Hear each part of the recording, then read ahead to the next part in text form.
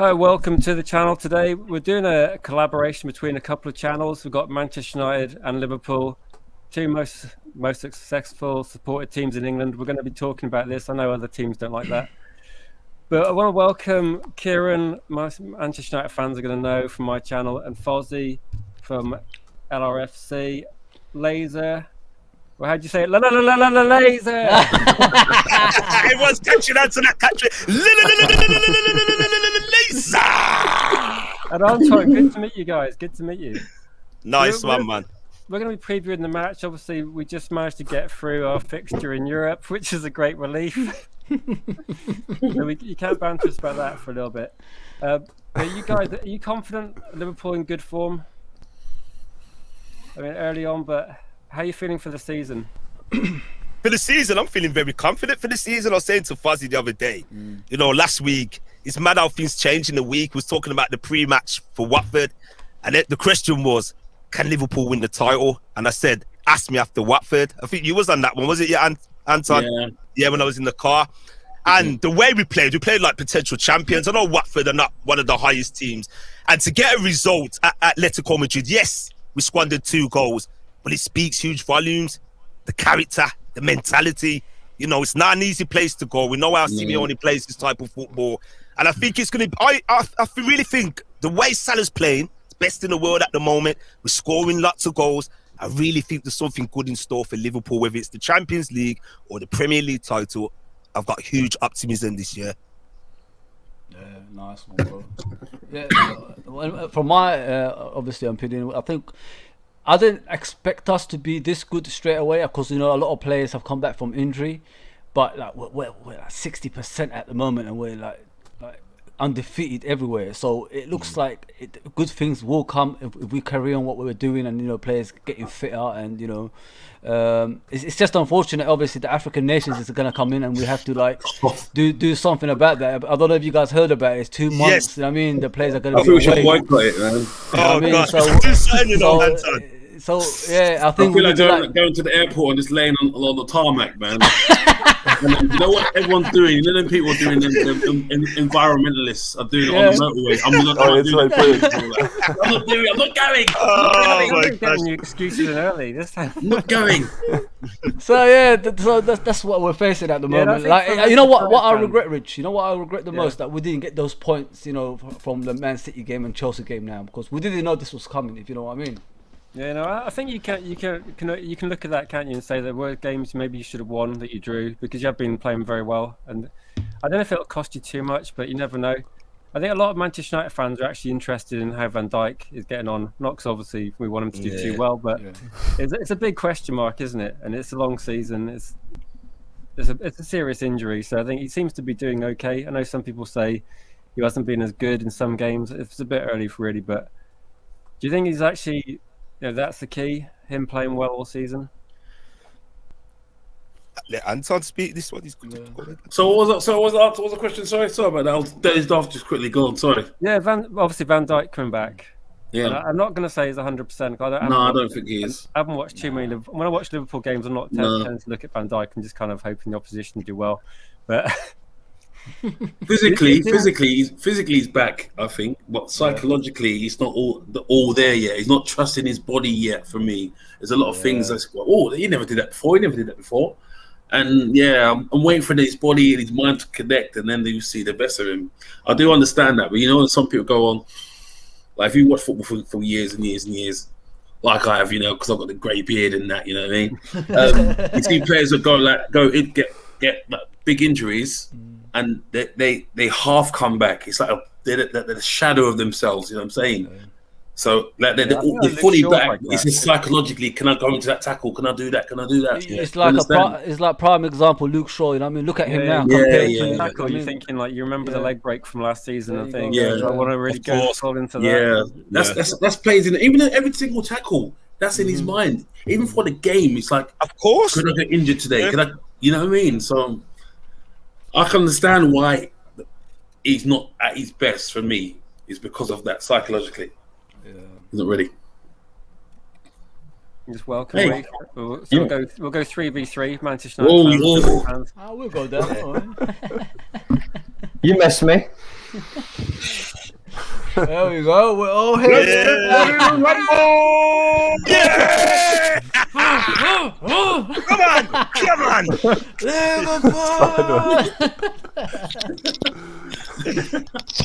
Welcome, Reese. Greetings. Welcome, mate. Bruce. Let's do this, boys. We're just talking about how disappointingly well Liverpool have started the season, and now we're going to say Manchester United maybe haven't been as great performance-wise, but still kind of hanging in there just about. We kind of need to get something out of this game against Liverpool, though, to kind of stay with the top four. Do you see as a key game, Reese? Do you think it's like key game? It's game of the season already. It's only 10 games in. It is massive. It has implications on the season for us. It has massive implications for Liverpool. Whoever wins this game could have a better season, depending on where they are. Like it could have massive impact. So it all depends on what happens on Sunday for 90 minutes. It really does happen, and we'll see. But for us, 100%, it's huge. Yeah, and Kieran, obviously you heard us talk a bit about Liverpool, a bit about United. Are you confident going into this weekend, or is it just your brother that's the blind optimism? Yeah, he that is the blind leading the blind. I tell you, if you listen to him, I tell you. But I'm not confident. To be honest with you, looking at the way we're playing, looking at the way Liverpool playing, I can't be confident. I can't. Listen. Do you remember UFT, bro? Do you remember the beginning of the season? You remember what I said? Yes. Christmas present. We don't. The Christmas present, Buzzy. The Christmas present. Listen, we don't need to talk about that. Listen, all I'm going to say is this: we are Moments FC, and that's the one thing I'm holding on to. The fact that we've got those players, we can create. We don't have to play well in games to get over the line. My only worry is that if we defend like we have been, because we conceded 2 to Atalanta, I think we've not kept a clean sheet in 20 games or something like that in a row. Yeah. So I don't see that changing against Liverpool. But yeah. I feel like in terms of the players we've got, the personnel we've got, we've always got a chance of just creating that moment of quality that can change a game. And that's basically what happened against Atalanta. You know, Fernandez's good pass, Rashford finishes, and all of a sudden, you know, the game kind of changed on its head a little bit. So I honestly think in that game, Di Maria coming off was a big issue for them. Their defense just fell apart after that, because he was making good interceptions when he was in defense in that game. No, yeah, definitely. I mean, I think obviously for Ollie, this is a massive game. I think obviously, and Reece says game of the season. I think it's a huge game for Ollie, because if we lose at home to Liverpool, you saw what happened to Moyes, you saw what happened to Marine. Obviously, that was away from home when we lost 3-1. But losing to Liverpool in any context for a manager that's on the ropes, the fan base obviously is going to be on your back very, very quickly. So it's a big game for Ollie. It's a massive, massive game. If he wins it, I think he might regain the trust of a little more portion of the fan base. I think there's a lot more people now who are kind of questioning him. Like even me, I thought he was the right guy, but I'm really questioning him. I'm really questioning him now. So obviously, if you get that win against Liverpool, it's that feel-good factor. It's that it's that boost. You beat Liverpool, but yeah, to answer your question, looking at Liverpool's form, looking at our form, I can't be confident. I can't be, to be honest, but I still think we could do something. And I still think we could surprise people, because it's just one of those teams that if the Manchester United players aren't up for Liverpool, there's something massively wrong. Because when you saw them, I think against Leicester, sometimes during the match, some of the players don't look like they got the full, completely up for the game, which is really disappointing from a fan. And then you see some of the players, they should be playing for position. They should be playing to stay in the team. I don't think that no matter who you are for Manchester United, there's no guarantee. I was quite happy to see Pogba not start midweek, because I thought he was absolutely terrible against Leicester. It doesn't matter which player you are. And I think hopefully, unfortunately, we can't have Varane in this game, because I think he's a massive signing, and it's something we need to address. And this season, I think the biggest worry, like you said, is even when we kept a clean sheet, I think against Wolves, we gave them about 10 chances. And we can't really rely on. You can't give Salah 2 chances or 1 chance, I think, at the moment. And if you give them like 5, we're going to be losing 4-0. So that's the kind of a worry, that do we have to score 3 goals to get something out of the game? Because I don't think you can do that often. But Rich, do you guys think like you could ask? You guys can answer this question. There's a deeper issue with Man United than just Ole Gunnar Solskjaer. If you know what I mean, guys. If you look at Arsenal, if you look at Arsenal, very top, I think, is the issue. you look at Man United, it's just like Liverpool in the 90s. That's what I see, because it's the identity you guys had. You know what I mean? Even if you got the best players in the world, no matter who the manager is, you're still gonna struggle for some reason or another. Let's just be honest here. When I look at Man United, it's just full of egos at the moment. It's just for individual players. That's why you guys are like where you are. Before, like if you look at Ferguson's team, he had, what was it, David Gill? I think he had with him. David Yeah, Gill you know, was there, footballing people that understand the managers. You know, and the number one person in that team is the manager. You know what I mean? You look at Liverpool. Who's the number one person at Liverpool? Klopp. That's what you need to go back to, if you know what I mean, guys. You've lost your identity in that way. You're buying stars. You're not buying players that fit the system, if you know what I mean. You've got a system in place. You look at Beckham, you look at Giggs, you had, you know, the flying down the wings, you had Scholes and Keane in the middle, you had Rio and Vidic. You know what I mean? You already had those players in place to challenge for titles, if you know what I mean. But these players you have at the moment, it's just all about egos, individualists. They don't even know if they're coming or going. Some players want to go, some players want to stay. Give me more wages. But you look at Liverpool's wages, we're not too far from each other. If you look at the pay at Liverpool Football Club, everybody's about the same. That you look at Man United, they're far apart, which shows it's all about egos in your football club. That's what you need to work on. You look at Arsenal, when David Dean left, that was finished. They were finished. There was no way back for them. That's what you need to do. You look at Liverpool, when Kenny Dalglish left and the backroom staff left, the boot room left, 30 years later, guys, we won the Premier League. That's what you need to get back to. Get rid of the egos and get back to basics, and you know, get a team that will give you 100%. You don't have to be. You don't have to be 100% on the pitch. It don't have to be like that. Sorry. It has to be 100% on the pitch. But I'm saying you don't need a superstar on the pitch. Yes, a player that will give you that extra. Yeah. Ollie is not watching this. And he heard that. You know? But it's true. You guys are our enemies. I've got respect for you guys, but I hope he doesn't. But it's true what I'm saying, guys. You know what I mean? Right? End of the line is Fozzie's spot on. End of the line.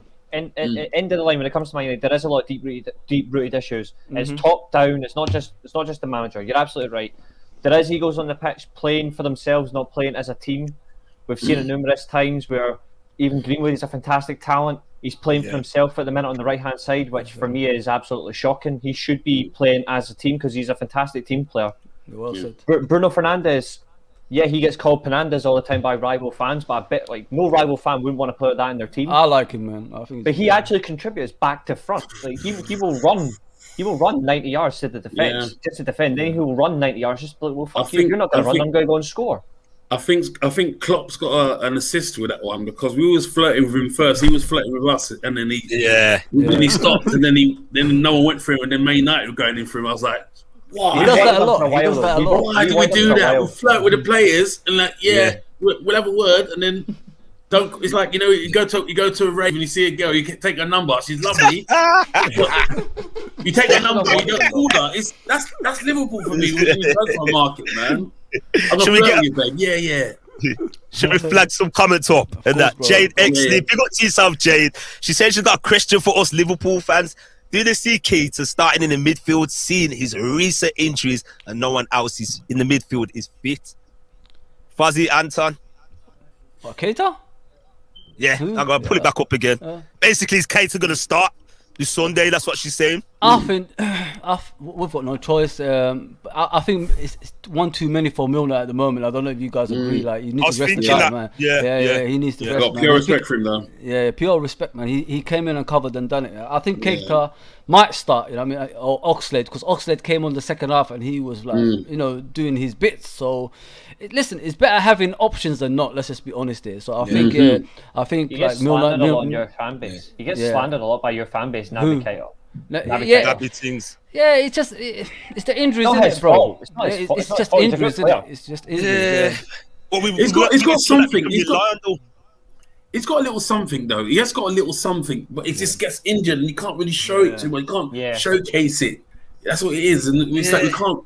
Obviously, a lot of rival fans say some things, and it's like we can't really say nothing back. It's like it's like someone punched you in your face, and then you got both your arms tied behind your back. You're like, I can't really hit you back because you're right. I think it's psychological now. I think it's getting to the point, as well as the injuries, it's psychological because he's thinking to himself, he knows he hasn't been good enough. He hasn't performed up to the level that he should have been. You know, the price tag as well. He's been here for 3 years now. And like in some games, he will pop up in moments against the lesser side. Like score a banger, Crystal Palace.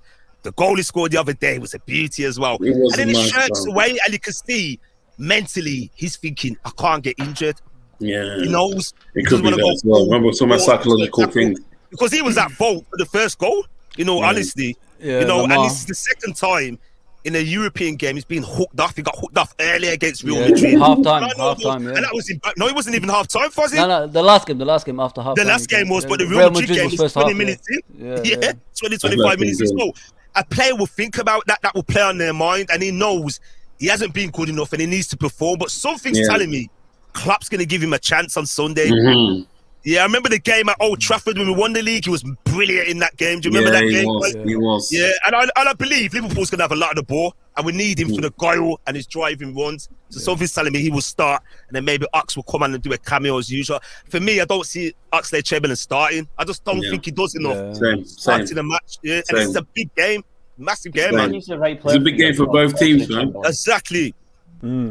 Do you think he's the right player for your club, in all honesty? Do you think he's right for you guys, Oxlade-Chamberlain? Not just Naby Keita, who hasn't been good enough, but in all fairness, Oxlade-Chamberlain, when you brought him in from Arsenal, I mean, 40 million, something like that, like, fair enough, but you look at what Liverpool have signed up like before and what they've got, is he really the midfielder you should have, or do you think you should, like, maybe look elsewhere? He's just a body for me. I don't think he's... Yeah, I think he's an extra person in the shirt for me. Not great. He's not too great. Not too. He's a backup dancer. Terrible. Yeah. He's a backup dancer. I'm sorry for hearing this, bro. He is a backup dancer. I'm sorry, but you know what? You train football every day from 9 till 12. You should be able to fight for your place, man. Exactly. I don't see him staying longer on for Liverpool. For me, his days are numbered now. We've got no room for sentiment. This is what me and Fuzzy always talk about. Sometimes there's a fan base, you know, sometimes it could be split with all the FSG stuff. We're too nice. And for me, from what I've seen Oxlade-Chamberlain do, he's been given numerous opportunities by the Gaffer Club to put a stamp and say, look, I'm still here. I'm still about. I've had this injury 3 years ago. I want to make something of the rest of my career. But he's slacking, he's wanting in games. You know, there's games when he comes on, it's a less opposition, and he's like not calling for the ball, and he's pulling out tackles and not getting stuck in enough. It's all good scoring that bouter from time to time, but for me, you know, he don't do enough. He don't do enough. And it's sad to see his career go this path. It's really sad to see. He had all the minerals and the tools to succeed. That's the two players. That's them two players, Oxlade and Keita, man. It's a shame. Hard to talk about. That's actually a fair comparison that Connor's made. Oxlade-Chamberlain and for you guys and Eric Bailly for us. There is that similarities where they're both physical players, are quick, but the one thing that's always hampered them is injuries when you actually need them. That's a fair comparison there, man. Honestly, I see. But was it Eric Bailly? I see him as Mr. Glass. You know, Mr. Glass from glass ankles. Yeah. Mr. Glass from what's that film? That film Unbreakable, wasn't it? Samuel Jackson. There's only so many chances you can give these sort of players. You keep thinking like, for me, I always like think of Lewis Saha. He was fantastic, but every time he had a knock, it was 2 or 3 months out. Yeah, come back exactly like Lewis Saha. Exactly. Brilliant. Alex Ferguson used to rate him. Alex Ferguson said he's brilliant. He was fantastic. He'd score like 6 goals in 7 games, and then he get injured for 3 months. Can you remember him at Fulham? He was. Oh, he was hot. When he was crazy. It was hot, man. Crazy player. But it's just injuries, man. Yeah. I think around about that period of time, I think Alan Smith was the same, like from Leeds into Man United as well. It's another scenario where that major injury where he was absolutely amazing, gets injured, and then that was it. He was done and he was shipped off, and I was like, shame on because even though he came from a scum club, like well, easy, mate. Whoa. Jeez. It's all fun and games when we're talking about Leeds, mind.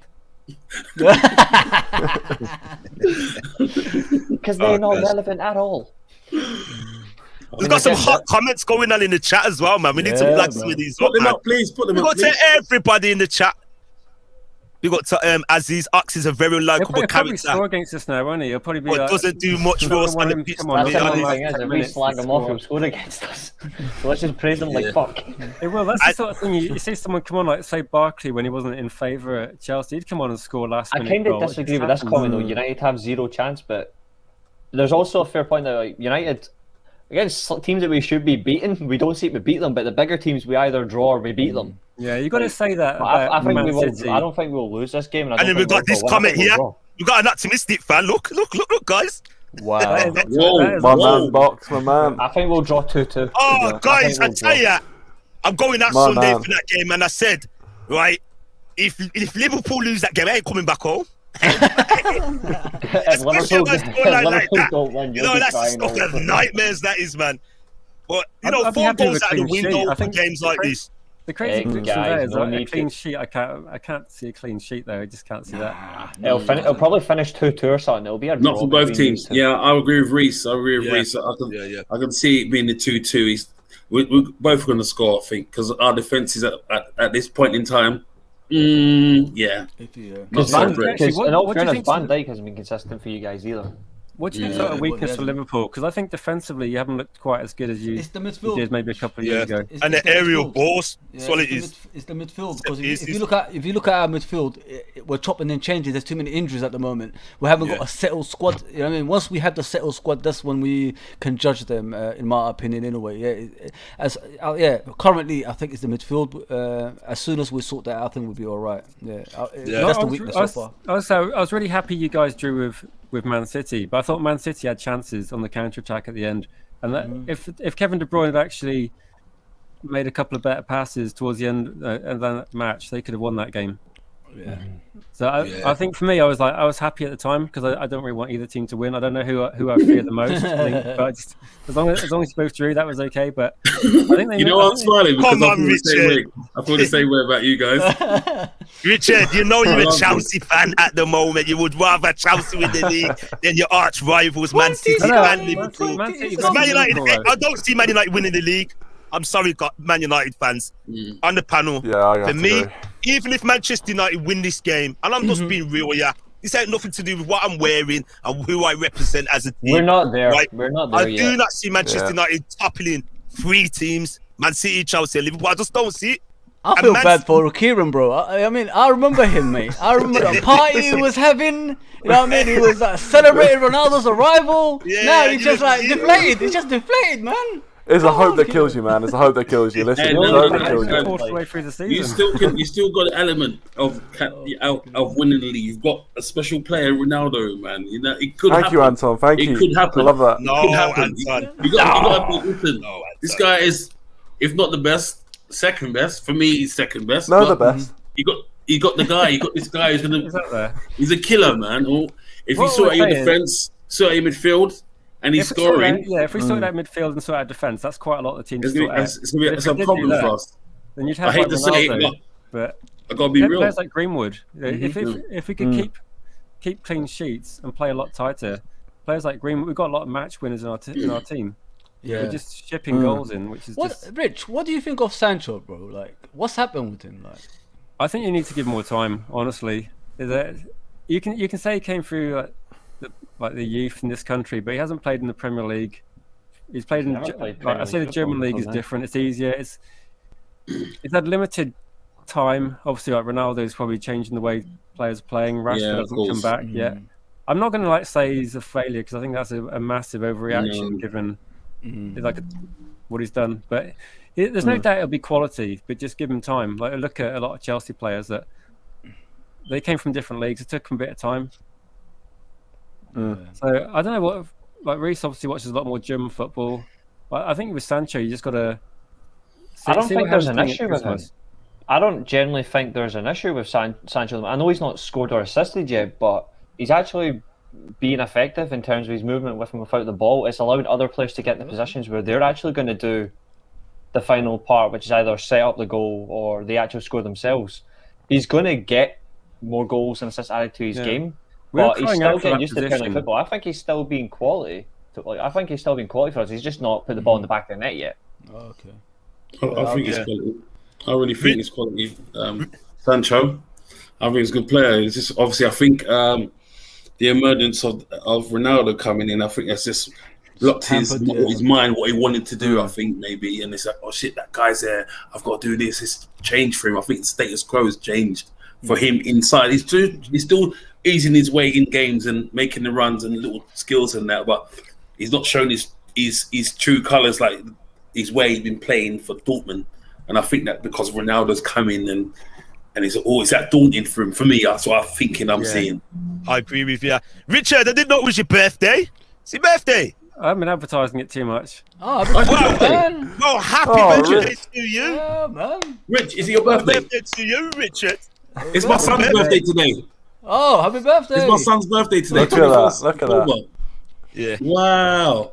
Back to the Future Day as well. Yeah, Back to the Future. Of course, Wow. Guys, let's just ignore that the third one exists, all right? Let's just... Oh, that was awful, man. Yeah, you got a lot of birthday shouts here in the chat.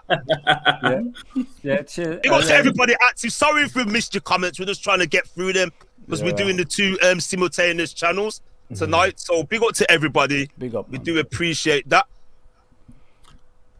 Hi, guys. Don't mind me if I fumble or anything, because my neighbour's smoking weed on the balcony and it's seaming through. Fucking hell. Wow. Jeez. Honestly, what? Oh, gosh. Jeez, I don't know how many people do it. I didn't do it all every day. Morning, afternoon, lunch, like breakfast, lunch and dinner. I'm not sure what's going on, Rich, but I think we have a friend back in the chat again. Like the other day, I'm seeing things happening, so I'm just scanning through. Gotta pick up this guy here, this young fellow, Mr. Alid Clap Talk TV. Go and check him out, people, and show him some love and support, man. Bigs up the panel. Respect to you, man. Thank you, Alid. Big up to everybody, actually. So who was we talking about? Because I've lost track. Well, Man United, didn't it? We're still talking about Sancho. There's a few comments about Sancho. I've seen a couple saying that he's absolutely fine. Some saying it's a waste of space. I think it's like way too early to have a... And Tariq as well. Big up Tariq as well. Big up this guy as well, Tariq. Check him out as well. Very knowledgeable football fan. Big up to everybody that's active in the chat. Just going to scan through them. Andrew's put a few comments up, and he did say something on my channel recently that Van Dijk, in his opinion, hasn't looked good in a couple of games. Yes, I'll make it that one. I can agree with that. Yeah. 100%, man. He's not up to the full capacity yet. You can see, he's struggling when he's tracking back, especially the Atletico second goal. And mentally, as Anton alluded to, before he gets on the pitch, he's thinking in his mind. Because look, people, this took him out of the game for 1 year. Yeah. And that's got to be hard, man. 1 solid year he was out of the game for. So he doesn't want things like that happening again. So for me, I don't think we'll ever see that 100% Van Dijk back. He's going to be... He'll still be a top defender, but it won't be at that full. It will always play on his mind. But he's still a threat because he's there. You know what I'm saying? Of course. He'll be a threat because he's there. Yeah. And as I said on one of my reviews, even at 80% Van Dijk is better than most central defenders in the league. Do you know what I mean? Yeah, so how fit was Maguire when we played Leicester, Kieran? What percentage do you think we had of Maguire then? Because at one point, he looked like he just couldn't be bothered to move. Bambi on ice. Bambi on ice. I'm sure. Agent Maguire for Leicester, I reckon that was his performance. But no, I to be fair on Van Dijk, it's obviously even though he's not played the best in some of the games, I'd still take him over like pretty well all the defenders we've got now, apart from Varane maybe. But yeah, that was the one thing about Liverpool that I was kind of thinking that this season, that's why they wouldn't have enough to win the league, would be that defence. Obviously, you brought in Konate, to be fair, and I think actually your group of centre-backs is actually really, really strong. Matip, has Joe Gomez not come back from injury yet, or is he? He's had little cameos here and there. Yeah. I mean, you got if you look at those options, like you've got at least four centre backs there who are very, very good. So to have that, I think your defence will be fine. But yeah, Van Dijk for me, yeah, it was unfortunately picked up the injury, and I think in a few games this season, I think when watching him, he hasn't been at his best. But I still think, as these guys have said, you take him over most defenders probably in the league. To be fair, but yeah, I'm just hoping he doesn't have a good game. Hopefully, Rashford can. See to him again like he did last time. That is a plus actually for us. I think Rashford coming back is actually looking pretty good. It's early days, but he's looking sharp, looking like he's recovered much better than we were hoping from surgery. Because I was just hoping that he'd ease himself in, but he's got playing well, scoring goals. I think that could be key, because we do have now someone that we can play on the left, someone on the right, so we can play with more width, and hopefully we can try and stretch Liverpool a bit. Hopefully, I don't know if we're going to be too reliant on Ronaldo. I would say Cavani could have quite a key to play, I think, as well. I think he could be a massive handful. So I kind of hope he gets involved. Rashford is the only Man United player I wish he was born around Lime Street or I swear, he's the only one. Only one. Yeah. If I ever see him, I said, mate, I'm telling you, if only you didn't play for your enemy, I'm telling you would have been a great player. Playing at Liverpool, you'd be better. Well, you must take Greenwood, though. Surely Greenwood as well. I like him. He's a good boy. He's a good kid, man. So I wouldn't mind him. But I'd rather, if you ask me if I would pick out the two, it'd be Rashford. I really like him. Not because obviously the thing he did with the political stand with the children and things like that. But I've always liked him since he was young coming up. You know what I mean? Yeah, that's quite. So we did a preview ages ago with Leicester, and I had the question if you could pick one of our players to have, thinking that most people tend to go for someone like Pogba or Bruno. And he just said straight away, Rashford. I'll take Rashford any day. Put him in the Leicester team. It's interesting that. I think at the moment we probably take. I don't know who you would take from Liverpool, Kieran. Nick one of their players. Probably a centre back. Can I interest you into Oxlade Chamberlain? We'd have to swap for Phil Jones or something if you're going to go down to that. He does run a lot. Yeah, we'll take James Milner, mate. We'll take James Milner off here. No, you can't take Millie. No Millie. To be fair, we need a workhorse. That's the one thing we do. We do need workhorse in the team. But yeah, I think right now it's a good question. I think Van Dijk is the obvious one, to be fair, even though he's probably not the same as he was. I think if we had a defensive Van Dijk and Varane, I think we'd be looking very, very solid. So I'd have to say Van Dijk. Obviously, Salah again is a bit of an obvious choice. So it's between those two. It'd have to be between those two, to be honest. I'll probably go Van Dijk just because, as Sir Alex Ferguson once said, goals win you matches, but defences win you titles. Yes, that's it. Yeah, so it'd be nice to win a title, wouldn't it? It'd be nice to have a good defense. It would be nice, wouldn't it? How the tables would turn. I don't want to talk about them, but you've got to put Chelsea up there in terms of defence. So they've got to be a threat. Yeah, definitely. Big up to everyone in the panel. Big up to my Birmingham 0121 friend, Mr. A. Says big up to the Liverpool FC panel only. Oh, can't be like that. You can't discriminate, mate. He's going in. He hates Man United with a passion. No, you're gonna get it one day. Hey, then you've got to come on one day. I'm no lover for Man United, but you got to respect them. I know. Let's get this comment up by Club Talk. Games like these always are tight, which I think will suit Liverpool on the day.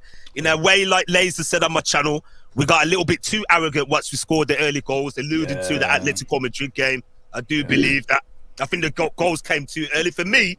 The game against Man United on Sunday, I don't see it as a high-scoring game. A lot of people are saying it is. I really don't. It's going to be a tight, cautious game. I think Ali will adapt to 5-3-2. He will park the bus. Yeah, he will. Because I can't see him doing 4-2-4 and having that midfield so open. We will carve you apart. He won't. You know why he won't do that? Laser. There's no way. You know why he won't do that? Because they're at home. Yes, exactly. They can't do that. What do you mean? The bus parking, you mean? No, he couldn't park the bus at home. He no, he done it before. He's done it before. Forget that he will, because why would he attack and face further embarrassment? And the risk of his job as well. 3-0 before half time. I don't see that. When you're playing against rival teams, this is when you're more switched on than you're playing like the Minnows or anyone else. It's a different thing up there. It's like, I'm up for this game. I'm up for this one, you know what I'm saying? Yeah. You see certain man like, well, I didn't know you. you was up this early. You know what I mean? Yeah. I'm telling you, I mate. just see Man United have more to lose than Liverpool at this That's- moment. yeah, that's what They I'm have a saying. lot So- more embarrassment to face. I I think if reckon Liverpool we'll lose play- the game, from a Liverpool fan perspective, it won't damage our season. If Man United get hammered, the press, Ole Gunnar Solskjaer, the players like Ronaldo, the new signings, you know, whether Sancho has a part in the match, there's going to be loads of question marks. Why can't they stand up in these big and games? not only that, Glazer, They his have job a is lot on the more line. to lose, Yeah. and I don't see them just opening their legs. They ain't going to do that. You know, they'll pick their moments. I could just envisage how the game would go. We will have the ball early doors. I couldn't be surprised, just like the Matter game. You remember the Matter game? Yeah. And it surprised us at Anfield. No, Oh Laser, my- if you think about Wanfield. it, if you think about it, guys, like Laser's saying, he's right in a certain way, because if you look at last season, yeah, like Anton said as well, Man United attacked us because the team we had. Now Yes. we've got a different team. Obviously the starting 11 of Liverpool is going to be more cautious. Like Kieran always says, his favourite two are going to play McFred. They're going to play in the middle and hold that midfield, put Fernandes right in front of them, and then that's what's going to happen. It's true, because if you look at last season, Man United lost because they were too open and they wanted to go all attack. And because of the team we had what, Reece Williams and Phillips at the back. Now we've got Van Dijk, Matip, and everyone back in the team. They're going to be more cautious, and obviously Ole Gunnar Solskjaer's job is on the line as well, guys. You know what I mean? As everybody knows. Under pressure, man. Yeah, The big pressure. if a lot of people saying if he loses, he's going to be gone. So we gotta, listen, they're going to be more cautious, 100%. I've got no doubt about that. I mean, in previous games against you guys, what we've done is obviously with Rashford is we've just used him as the kind of linchpin on the counter attack, and we've lobbed balls to him. And I think I wouldn't be surprised if on the form he's in right now, I wouldn't be surprised if that's sort of a similar strategy. And to be fair, if you look at Ole Gunnar Solskjaer's record in big games, it's mostly away from home. To be fair, at home we're a bit shaky, but in his record in big games actually is pretty decent. I think last season I don't think he actually. I can't remember. I think I've only. Did we lose to you guys last season? I can't remember. Oh, yeah, we did 4-2. Whatever enough. But amnesia. Selective amnesia there. But no, I think like in the games we've been successful against the top six sides, we have parked the bus and counter attack with our pace. It's worked very well against Man City. Exactly. Over the last 2 or 3 years, we've had a very good result. Yeah, you've had their number. And it's worked well, isn't it, with like players like James or Rashford. But now we've got Sancho as well, so we have got players that could basically just break. And it is quite a difficult watch as a Manchester United fan if you're hoping to hit and get one sort of counter-attacking goal over the game. Yeah. I don't know if as a neutral, people watching it as a neutral, they're going to think that's a mouth-watering game, man. Yeah, it's a mouth-watering game. Man United versus Liverpool, big game. Biggest game in the Premier League for me. Always been. Yeah, 100%. That's the first game I look at when the fixture list comes out. I don't look at the Everton one. I don't look at Man City. I don't look at Chelsea. Manchester United versus Liverpool. This is the thing, though. Everyone's saying that Manchester United haven't been doing great, but we haven't played a big team yet. And this is the test now, isn't it, to see how well we're doing. So I'm gonna I find think out. you got Tottenham after that, innit, or something, and a City after that. And then, we've got a bad run. You got a bad run, haven't you? It's a bad run. So we had our easy game last, didn't we? That's why I feel like this game's so big, because if we lose this game, we just have zero momentum, and also just the cloud that will be over the club going into games like City and Spurs, and it could be a bloodbath. It could be an absolute bloodbath if we're not careful. So if we put in a good performance here, the hope will there'll be a little bit more hope at least, which hopefully will just give a bit of a momentum. But if we lose at home to Liverpool, it's not looking good. It's not looking good. Score predictions, guys. Start. 2-2. I'm going for 2-2 as well. 2-2. I think I'm going for 2-1. We'll concede more if Maguire plays. That's all I'm saying right now. He's a captain. I've got a question for you, Man United fans. He's not that bad. I've got a question for you, Man United fans. I've looked at Maguire recently. He's been there since Euro final. What is wrong with him? Is there a major injuries, a confidence issue? Because he's been found wanting. I know he scored that excellent goal the other day. That was a striker's finish, like Shearer. Yeah, it was a very good goal, man. You could just see the player developing. But his defensive game recently has been found wanting, man. So, how do you feel about that, Manchester United fans on the panel, Richard? I think towards the end of last season and through the Euros, people were praising Luke Shaw, praising Maguire, and if anything, thinking Varane comes in, people look at Wan-Bissaka as a weak link. I think Wan-Bissaka's actually been quite good so far this season. I think Luke Shaw's not been as good. Maguire certainly hasn't been as good, and it's like almost a combination of like whenever we're hit on the break, we seem to be like in panic mode where you see players running back, not running in the right positions. I'm using like say Everton as an example, Newcastle as an example. Newcastle aren't a good team, but they hit us on the break, and we were kind of lucky to. That's looking at Vincent's prediction. Is that on FIFA? Vincent Bullock. Is that on FIFA? That must be on FIFA, you know, bro. Am I saying this right? 9-1. Is that 9-1? That's FIFA. He's talking about FIFA, guys. I did a prediction for like the Hampton game, and we were thinking of 1-1, and someone said 8-0. You never know. There's going to have to be a couple of sendings off very early for that to happen. But I think overall, as a unit, we've not been defending well, and there seems to be like some individual error each time, and whether it's like sometimes it's positional. So you see where like Vardy completely unmarked for a pullback just in the middle. There's just no one seems to pick out a man. We're supposed to be improving set pieces. No one marks dangerous attackers. No one wins the ball. It's just I don't know quite how to sum up what the one issue is, because it seems to be a lot of issues that we can't seem to. If we're attacking and we take a corner, we lose the ball. 2 passes later, the opposition is scoring. They cut through us so easily, and I don't know exactly whether players aren't tracking back, people aren't sort of. I don't know. What do you think, Reece, in terms of like? You watch it live and think we're comfortable against Everton. We're comfortable. We're winning, and then suddenly Everton score, and you think, what the hell? There's like no one there. There's like no one in literally a quarter of the pitch. And there's just Townsend has all the time in the world. Simply put, like to sum up United, there's no cohesion at the back. There's none. Like you could put an under-18 back four in front of instead of our back four, and they would actually defend better. I am not joking. The only one in our defence actually I can defend is Wan-Bissaka. Maguire. People actually rate so highly, yet Lindelof has been better than him for the past 6 games. Wow. So there's the policy towards people that rip him I don't off, think Lindelof's been that good either. He's not been great, but he's been better than Maguire, simply put. Varane's going to get a lot of stick, even though he's not been having the best of form. Shaw's been all over the place. The goalkeeper's been good this season. David De Gea's been playing very well, and we're still not keeping any clean sheets. Yeah. So. Yes, You've we've only got kept 17, one 18 clean De sheet. Gea. You've only kept one clean sheet this season, innit? In all comps.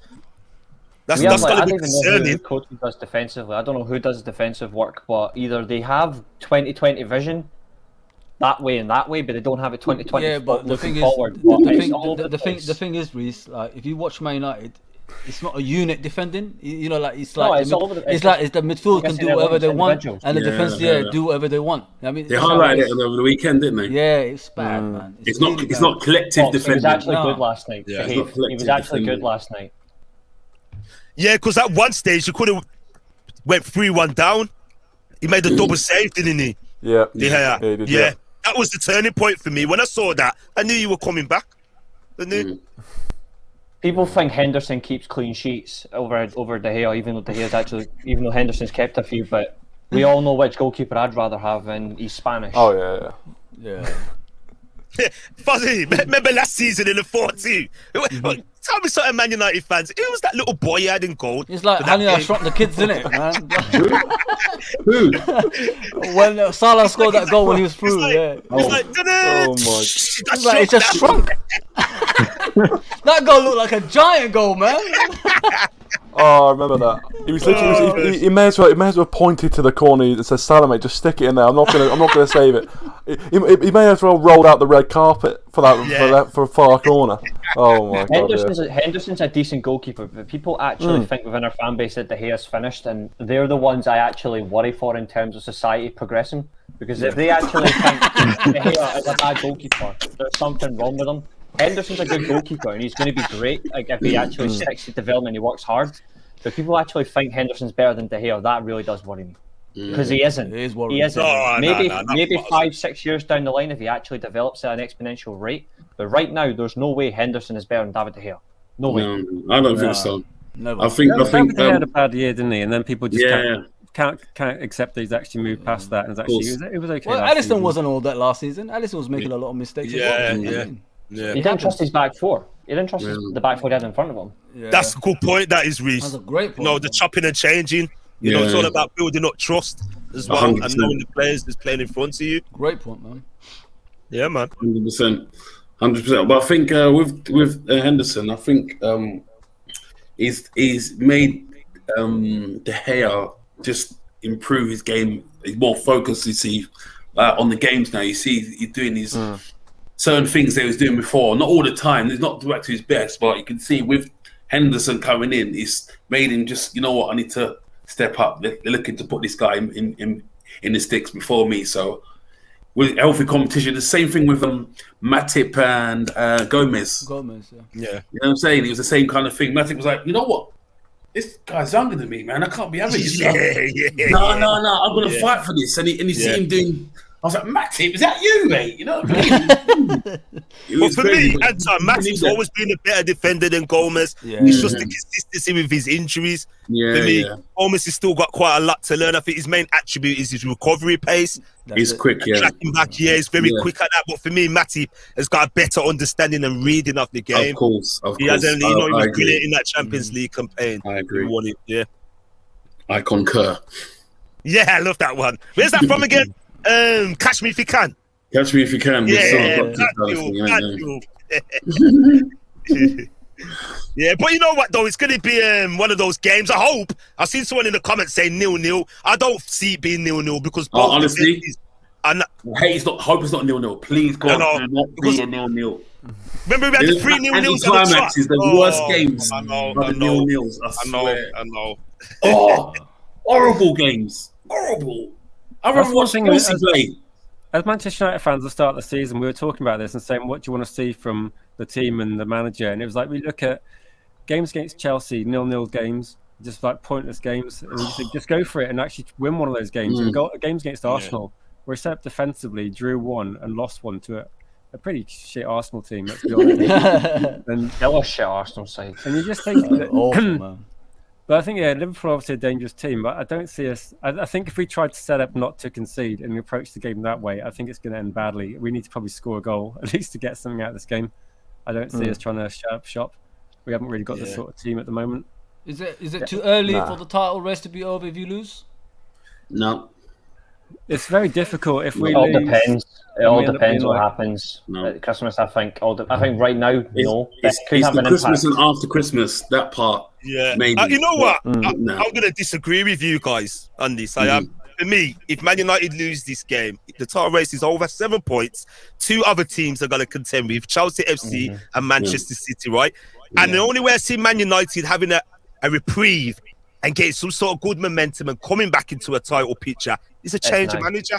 It's a change of manager around Christmas time. I don't see. I hope they don't change their manager then. Exactly, of course, as a Liverpool standpoint, we want to see the push driver. On the real though, I just don't see. Sorry, Reece and Kieran. Sorry about that. Yeah, the same thing. Horrible or nothing, guys. It's not like one team, is it? It's not a 2-horse race. If Manchester United lose to Liverpool, and then say we then got to beat Man City, which is a big ask. If we draw with Man City, potentially we're another 2 points behind Chelsea. We already know that Chelsea are going to win City, this weekend anyway. They've got the worst team in English football. They've got Norwich City. There you go. Oh yeah, that's the worst team. Football's a funny game, mate. Football's a funny game, and you might see Norwich beat them. Norwich is I know, you know what? Norwich just picked up a couple of points recently. Norwich, they've had a couple of points, haven't they? Football's a funny old game. It can change just like that, man. You think you're in charge, you're gonna do that, and it can turn on you like off milk in the fridge. Manchester United beat Liverpool and Norwich will get a win. It's gonna be... If Norwich beat Chelsea, I swear to God, I'm going to laugh my ass off because that would be fucking funny. Yeah. Hello. We got T-South Chelsea fan. Nipper and big up to South. Big up to everyone. Getting their first win against Chelsea. If Norwich beat Liverpool, then I'll like when they Hang on, where is it at the play later bridge? down the line, I'll be happy. They already lost this season, beat them. Is that game at the bridge? Is that game at the Yes. bridge? It's at the bridge, yeah. Yeah. I can't even Hey, see them win the coin toss. Never What mind. happened? When you beat Norwich, was that Anfield or was that Carroll Road? Carroll Road. Right, I hope they beat you at 3-0. Anfield then. Ooh, that's a cold. A bit harsh, isn't it, man? I hope so. Fuzzy, Anthony, when's the last time they did that? Was it the old cup stand '94? That's the last time. Jeremy Goss. Jeremy Goss, Yeah, isn't it? Goss, Jeremy yeah. Goss. Remember him, Anton? Remember Bayern Munich away when he scored that goal as well? Yeah, They beat yeah. Bayern Munich away in the UEFA Cup. Oh Yeah. man, Jeremy Goss. Good memory, Buzz. And when I look at teams in the Premier League, the worst Premier League team I've seen since Derby is 100% this Norwich team. Yeah, they're awful, man. Like this Norwich team's worse than Sheffield United County, last yeah, year. they were bad, man. They were bad. 11 points all season. 11 points. Good grief. This Yeah, Norwich but team has got a stripper for a manager because he doesn't know what he's doing, and it's pretty much the exact same as another team we were already talking You know what I about. love about him though? I like the chip fat haircut he's got. I love that. Oh yeah. I love that. Man. I love that. If I had hair, it'd be like that. I swear. If I had hair, it'd be like that. What's He hair? must have And I was something white. on It'll be that trim. I'm telling you. There Chip must be fat, something chip fat all the about way Daniel through. Parker. It must be his accent or something that like the owner likes. She's like, I just can't get rid of it because of that accent. It's just too much.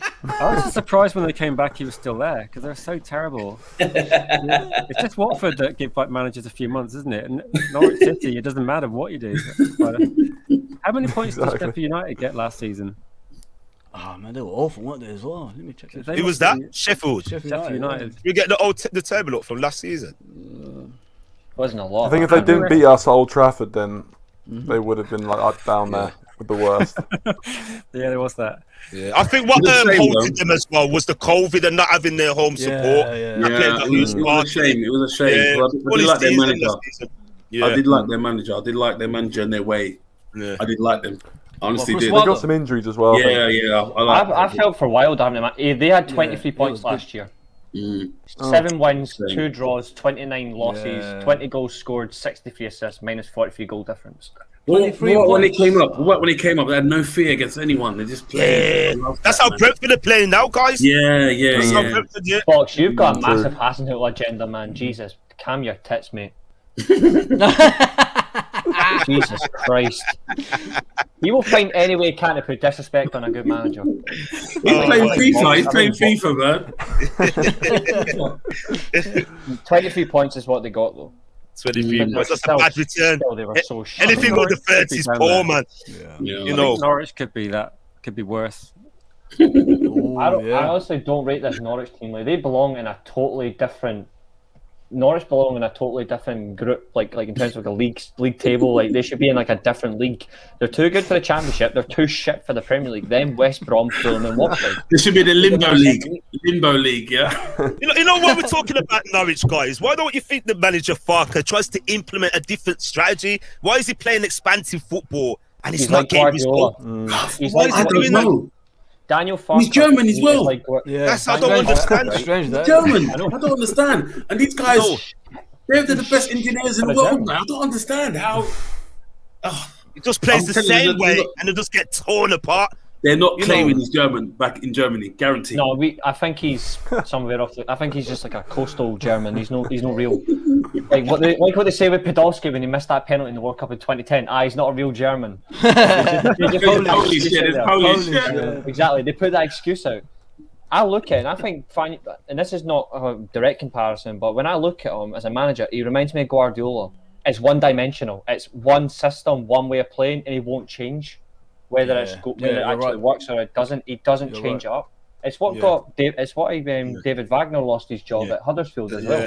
You'll He wouldn't think he will change learn things his lesson as well, coming back up into the Premier League. And trying to Exactly. change things up. You're right, You know, I you're find it really bizarre, man. You know, they've lost every game apart 2 games, and they've got Chelsea at the weekend. And as Anton alluded to, you never know. I remember, you know what, guys? Remember when Bournemouth first got promoted? I know Chelsea was a bit in a sticky patch, but they beat them at Stamford Bridge. You never know. You know, Chelsea might just have a stinker, can't hit a band or and the penalty. VAR and, you know, Yeah. Anything can happen, man. Anything can but it's happen. unlikely. It's unlikely. Yeah. Tuchel's done a good job for them though. Like since he's came in, he's he's just changed things completely different to what you would expect from a German manager. Like it's not the attacking style, like overly offensive. It's possession football, but it's on a different scale, and I like that But from a manager. It's more defensive, though, isn't it? Though, Yeah. Talk about Tuchel. Yeah, I think that compared to Lampard when they were showing more attacking plays per game, I look at Tuchel, instead of making them more attack-minded, he's made them more control of the ball, but have a killer, ruthless instinct. Like when you watch Chelsea play under Lampard, you wouldn't think they were going to score.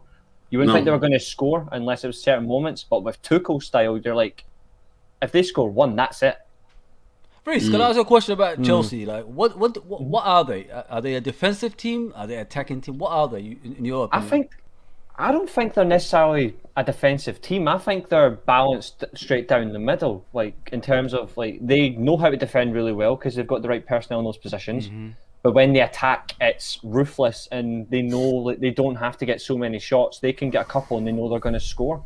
I think in a way it's similar to Conte's Chelsea when people said it was defensive. Not entirely. It just controlled games, except Conte was controlling it by aggression and the counter-attack when necessary. Tuchel's got them with being aggressive, but they're very good in possession and out of possession with the ball. I don't think they're a defensive team at all. I think it's out of possession. They're very good out of possession. Obviously, when you attack them, your team is all up, and then they know with them they know exactly how to defend, and when they counter-attack, where the players are going to be. Yeah, but Anton, but they've got it on lock. They've got where players. Don't get me wrong. I think they are defensive. I don't really like the way they play, but it works for them. Anton, I think they are defensive. I'll tell you why. You look at the back line, obviously 5 at the back, and then you look in front of that. The midfield doesn't when he goals. loses the ball. Yeah, you got Jorginho and you got Kante, and then who's the other one? Number 8, the Croatian player, Kovacic. That's the 3 that always play, and there's no goals in them. That's what I'm saying. That's why I see them as more of a defensive team. If you had an attacking midfielder like Lampard they used to have, and they used to get goals from the field, then I say they're probably in between. That's what I'm saying. I think he likes to revert. True. Yeah. I think he likes to revert to type. You see it when he differs between a 3-4-3 or the 3-4-2-1 when he plays them as 2 forwards instead of wingers, or he'll play a 3-5-2. When he defends, when he losing the ball, their fullbacks or mental midfielders when they got the ball tuck in and it like they play deep. I agree with that. 5 across when they lose the ball. When they get the ball, these players go up. Yeah, the fullbacks go up. Yeah. They know what they're doing, though. I think they're a very well coached side. They're a very well coached side. Doesn't matter what system they play. Yeah. Like whether it's a 3-5-2 or a 3-4-3. They are clearly capable of playing that system. They're very effective, aren't they, Chelsea? I don't know if I see them better than those teams, though. I just wonder whether they'll draw too many games potentially down the line. I don't know. Because I can see Man City being dangerous as well, because they're a team that could quite easily do 8 games in a row 1-0. And Chelsea, can they do that? I mean, they've done it well so far, but I think over the course of the season, it's a big ask. I don't know. I look at it because I think they could, because you look at their defence. Yeah, they're playing a back 3, and people think it's a defensive system. It's not really. You get a lot out of a back 3. You can be very attack-minded by back 3. Yeah. But whether they get past the defence, it's like any team. They've still got the goalkeeper to get past them. Mendy, I'll give him credit. Mendy's been quality. Was it 16, 17 assists, clean sheets he's had? 16 or 17 clean sheets he's had at that Chelsea. Game against Brentford. Oh my word! That was brilliant. He was crazy good, and he was lucky as well. He was that lucky. If you pulled him out of the game and said, "Mate, can you give me some numbers for the lottery?" you would have won it. Straight. If I was in an interview, I would have said, Mendy, could you give us a couple of numbers for the lottery? He made some remarkable saves, man. You could just see nothing was getting past him in that game. It was one of them games where you've seen it with Manchester United, with De Gea. You've seen it with top keepers, and you just know nothing is getting past. It's like the guy's shield, visible thing there. It ain't happening. I know it was a while back. But I got a question for you, because it was, in my opinion, an exciting game. It's probably the only times I've probably watched Liverpool, bar the Milan game in the Champions League that you didn't deserve to win. See the Chelsea game. I like that. See the Chelsea game. Obviously, you went a man down. In your honest opinion, if Chelsea hadn't got a man down, do you think you would have lost that game? Liverpool lost that game. Sorry. When? I think Possibly. What game was that? Sorry. the Liverpool Liverpool Chelsea. game, like when they went a man down. Do you think if it had still been 11 men, both sides, Chelsea could have won that game? Because I think they were. Because the way they set up. Yeah. Because the way they set up, like I said, they play, for me, they play like old school Lennox Lewis boxing. Yeah. Like he wait for someone to be swinging, They take come the to like punishment. 8 grand, and he's like bam, he goes and bangs them out. Yeah. You know what I mean? Gives them the big ones. And for me, football, like, I didn't love football like that because of that. But that's how they play. But I think they might have probably won because they would have been defensive and wait for the counter attack, and the way they've been winning. Yeah, but That's how Anton, but if you look at that game, guys, it was at the beginning of the season as well. Our first half performance, in, I think all the games we played was not very good anyway. Now we're trying to like all connect, and then it's different now, isn't it? If you look at us now, we're scoring early goals now. So if you look at that game, he played, I think, Elliot, Henderson, and who was it? Fabinho, I think it was. Fab Ellison, I think. So if you look at that, it was like an ultra attacking team. So if Elliot ain't gonna defend, you know what I mean? So it was we had 3 in the middle, but 1 missing in the middle, you know what I mean? But now we've got the 3 in the middle back that's gonna be defending as a team. That's why I said I don't mind young players playing. I don't mind the youth coming through. But in the beginning of the season, you got to play the experienced players to get the points, you know what I mean, and keep going. Yeah. That's what I said, because there was too many gaps open in that game. I wasn't happy about. And if you look at the Kai Havertz goal, that's 1 in a million chance he will score that chance, right or not, guys? Yeah, I mean, so I agree. Yeah, He was thinking remember, of that post. they were getting in behind that stages, even when they went to 10 men. I don't think Liverpool were playing at the level they're playing at now. The game came too early. And I've noticed in the recent years, Chelsea and Liverpool are starting to meet early. I don't know what's going on with the fixture computer. I don't know what they're trying to do. You know what I mean? That's a bloody favour. Probably trying to get like a few big games early on in the season. It's not always the best time to work out how teams are playing. I think there's some teams like Man City seemed to click into gear last season around sort of like the end of like Christmas, where they sort of hit that run. We'll say we've got like we'll do a combined 11. Maybe we should go for Liverpool first. So who you think's going to be starting? We'll go for Man United. Then we'll try and get as many Man United players as possible. But who do you guys see as starting for Liverpool then on the weekend? Alisson in goal. It's going to be Trent, Matip, the back 4, Matip, Van Dijk, and Robertson, and it's going to be Fabinho playing in front of them. I can see. I don't know why, but I can see Milner playing again because they want to tighten that midfield. I think he should have a rest, but he's going to play, and it's going to be Henderson and Fabinho with him, and it's going to be just the usual front 3. Because Jota hasn't been on fire this season. We just got to be honest about that, guys. It's been cold, Jota ain't Jota that we bought last season. True. He's really struggling for some reason. He's a sleeping giant. But he's still a threat. He always goes at Old Trafford. Even with Wolves, he's scoring goals. You know what I mean? So you never know. He might come on off the bench and score a goal. So I could see. Fucking hate you, Shota, for that.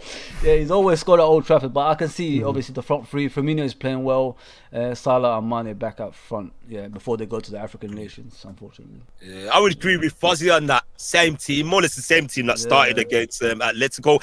I don't know why. Something's telling me he may play Keita. He might give him a chance, just for that guile and with drive Keita, that drive.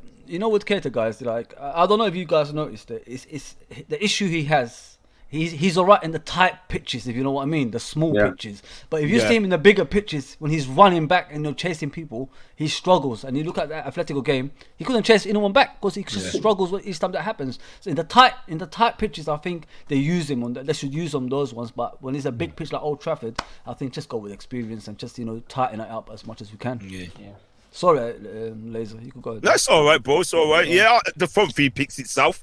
Jota hasn't been on form lately, and it's going to be Firmino. And I think Firmino knew his place was under threat, and he's thinking, I want to reclaim that back. You know what I'm saying? He's been in good form. Since he's come back into the fray. So, come on, Salah's going to start, and Mane's going to be on the other side. So, it's going to be that team for me. What about you, Anton? What do you think? Are we doing a combined Liverpool? No, just our own starting lineup. I was starting, starting lineup. Oh, yeah. Unless you put in another bunch of players. I'm going to go with you, Laser. Keita might play. Keita, I think he's going to play. I think the start. What would Curtis Millie. Oh, Millie. I think you play Millie as well. I don't know why, but I think he's going to play Millie as well. It's one of those ones, isn't it? Yeah, it's a funny old one. He's played a lot of games, Milner has, man. Yeah, He's played too many games, man. You know, I know he's like a warrior this season. He's on it, but only so much he can do. And we know what it's like. He's going to get his customary yellow card. Yeah. You know, it's smart. He should have been sent off his City, and it might come back to haunt us, you know. So I don't know. Who knows, man? But I just got a nagging feeling he's going to give Keita one more chance and say, come on, step up and show him what you're made of. And then hooks him for Curtis Jones. and he scores a pen takers against your team. No, he will not. He fucking will not.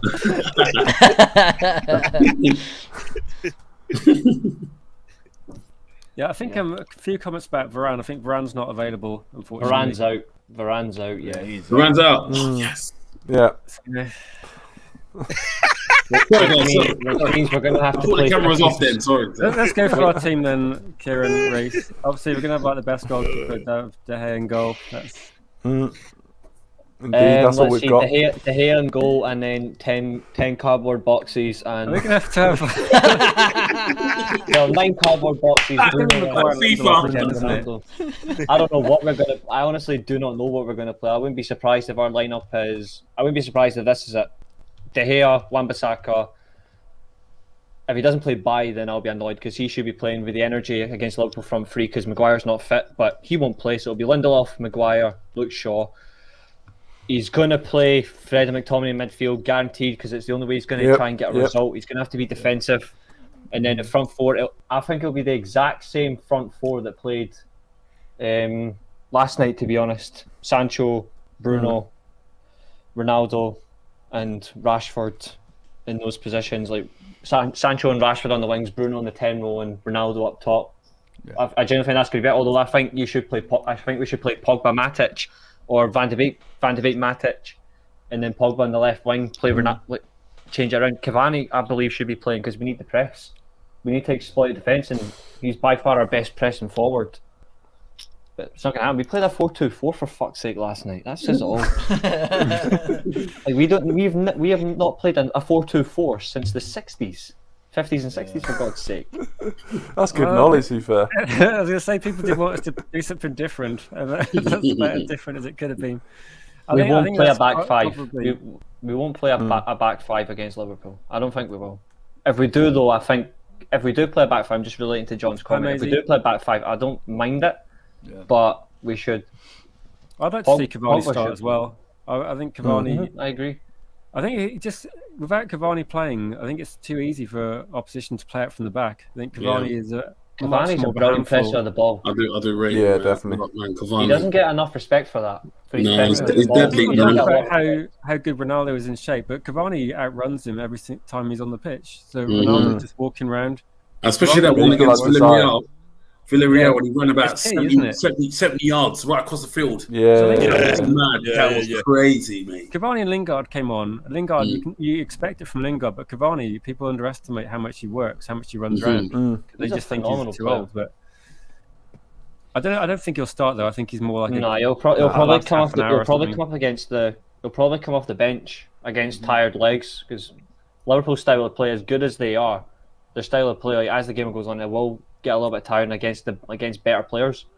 But then again, if Liverpool come out all guns blazing and they score 2 past us straight away, then the game's probably over. But if anything, I'm still going Arsenal. I don't think we'll win tomorrow. Sunday, sorry. I don't think we'll win, but I don't think we'll lose. Like, I think me and Anton have got the exact same score in 2-2. I think it's got a draw all over it. I do not see us losing this game. Do you think there's going to be controversy sending us VAR talking?